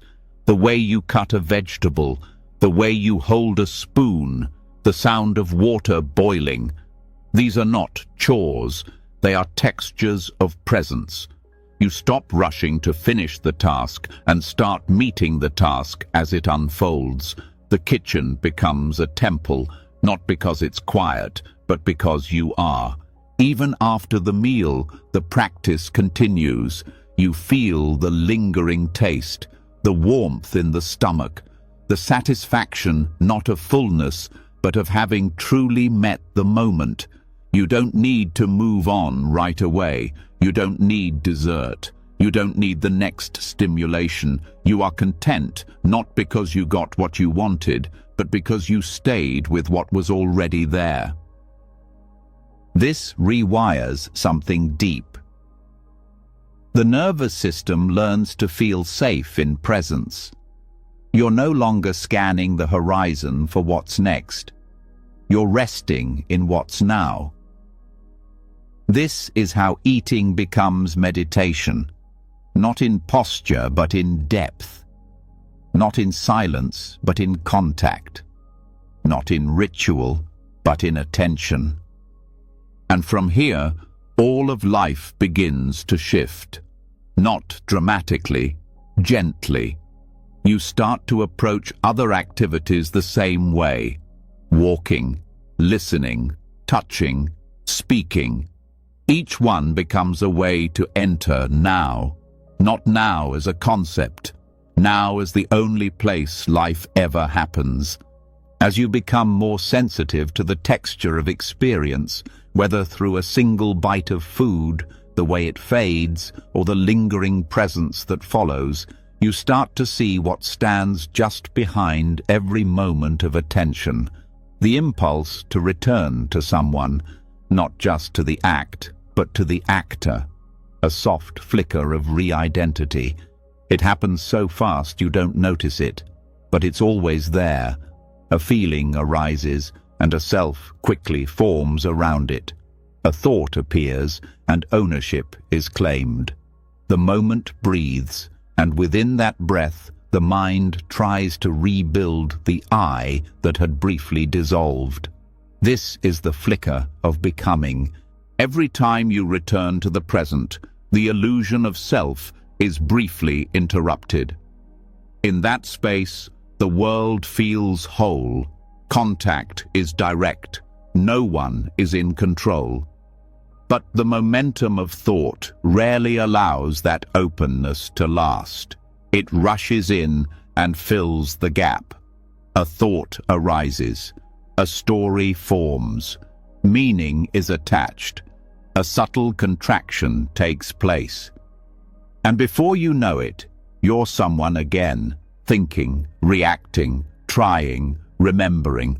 It feels natural because it's habitual, but the mechanism behind it is visible if you slow down enough to watch it assemble. This process is not malicious. It's how the mind has learned to orient.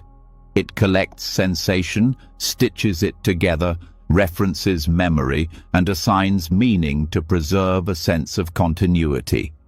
The result is identity, not as something you are, but as something the mind keeps recreating. This process doesn't stop because you're awake. It just becomes more transparent. And as it becomes transparent, it loses its grip. To observe this flicker of becoming, you must develop a different kind of seeing. Not the seeing that looks at experience, but the seeing that watches experience form. You notice when a thought is claimed, how the simple phrase, "I think," places a self before the thought. You notice how quickly an emotion becomes a personality, how sadness turns into, "I'm a sad person." You see the way sensation is claimed, labeled, folded into the sense of me. And the more you see it, the more unnecessary it feels. This is not about eliminating identity. It's about loosening the compulsion to construct it out of everything that arises. You stop needing to be someone in every moment. You stop reflexively turning events into self-definitions. A mistake doesn't mean you're flawed. A success doesn't mean you're superior. A fear doesn't mean you're weak. They're just phenomena moving through awareness. They don't need a container. They don't require a story. The mind tries to turn each moment into a mirror, hoping to confirm that you are what you think you are. But when you don't join that effort, the mirror breaks. What's left is presence without identity, experience without the weight of being someone in particular. This isn't confusion, it's freedom. You're not erasing yourself. You're seeing that what you took to be yourself was never fixed. In daily life, this means catching the flicker before it becomes a flame. You hear a comment, and the mind starts to form a reaction. They don't respect me. Pause. Watch that identity form. Notice how quickly the me appears, not because the moment demanded it, but because the habit of becoming was triggered. Instead of following it, you observe, not passively, but with clarity. The moment passes, the identity dissolves. You remain without narrative, without defense. This practice requires patience. The identity habit is deep. It rebuilds itself constantly. You sit in stillness, and the mind creates a good meditator. You say something kind, and a compassionate person is formed. You lose your temper, and the impatient one returns. None of these identities are permanent. They are mental snapshots, quickly taken and believed. But if you notice them as they form, you don't have to carry them. You begin to recognize that even your most cherished roles are fluid. The role of friend, of partner, of teacher, of seeker. These are not who you are. They are functions. When the function arises, the role appears. When the function ends, the role fades. What remains is awareness, unlabeled, unchanged, untouched by the mask it just wore. This shifts your sense of self at the deepest level. You stop trying to improve the one you thought you were. You stop trying to prove anything. You stop turning presence into performance. You live with more honesty because there's no character to defend. You can be quiet without being absent. You can be strong without being rigid. You can be uncertain without being lost. You also start to see how much energy goes into maintaining identity. The need to remember who you are, the need to compare yourself to others, the need to interpret every experience in terms of its impact on me. When this softens, you feel lighter. The mind gets quieter. Life becomes more direct, more vivid. Not because you've figured out who you are, but because you've stopped insisting that you need to. Even the body reflects this. You carry less tension in the face, in the shoulders, in the belly. There's no need to brace for confirmation or rejection. You don't need to defend a self-image. You don't need to rehearse your story. You meet life from presence, not from persona. And the moment becomes more complete because it's no longer filtered through the need to be someone in it. This doesn't make you passive. It makes you real. You respond more naturally. You speak more clearly. You act without overthinking. Because there's less self to manage, less self to maintain. You are not fading. You are finally present. Without the background noise of self-reference, you begin to love others differently too. You see that they are also rebuilding themselves moment by moment. Their anger is not who they are. Their kindness isn't permanent either. You stop needing people to be consistent. You stop putting them in boxes. You hold space for their fluidity because you've recognized your own. Relationships soften. Expectations loosen. Authenticity becomes more natural. And still, the flicker continues. The mind will keep trying to rebuild. That's okay. You don't fight it. You see it, gently, thought by thought, label by label, story by story. You're not trying to stop the mechanism. You're simply no longer lost inside it. And that shift is enough. This is not a state to maintain. It's a recognition to return to. The I is always trying to rebuild itself. You catch it, you smile, you rest again. The process of becoming doesn't have to stop for you to be free. You only need to see that it's not what you are. You are the field in which it flickers, the silence in which it plays, the clarity that remains, whether it forms or not. You've just traveled through the quiet heart of some of the deepest Buddhist insights, not as concepts, but as living invitations. You've rested in the space before karma begins. You've touched the unborn nature of mind. You've watched the flicker of identity, held space for what's unfinished, and let silence speak louder than thought. You've remembered that peace isn't found after the noise, but within it. That the present moment isn't something to reach, it's something to return to, again and again. These teachings are not meant to be mastered all at once. They're meant to be lived gently, felt deeply, and rediscovered daily. In your breath, in a single bite of food, in the way your body rests before sleep. This isn't the end of a lesson. It's the beginning of a quieter way of being. Not by changing who you are, but by no longer turning away from what you already are. If something in these words touched you, if a sentence slowed your breath or made you feel just a little more still, let it be known. Leave a comment below and share the one insight or moment that stayed with you. Not for us, but for you. Sometimes writing it down is how we begin to live it. And if you'd like more of this, more space, more stillness, more teachings to carry into your day and night, subscribe to the channel. Let this be a place you come back to when you need to remember what you already know. Now rest. Let go. The present moment is still here, and it's enough.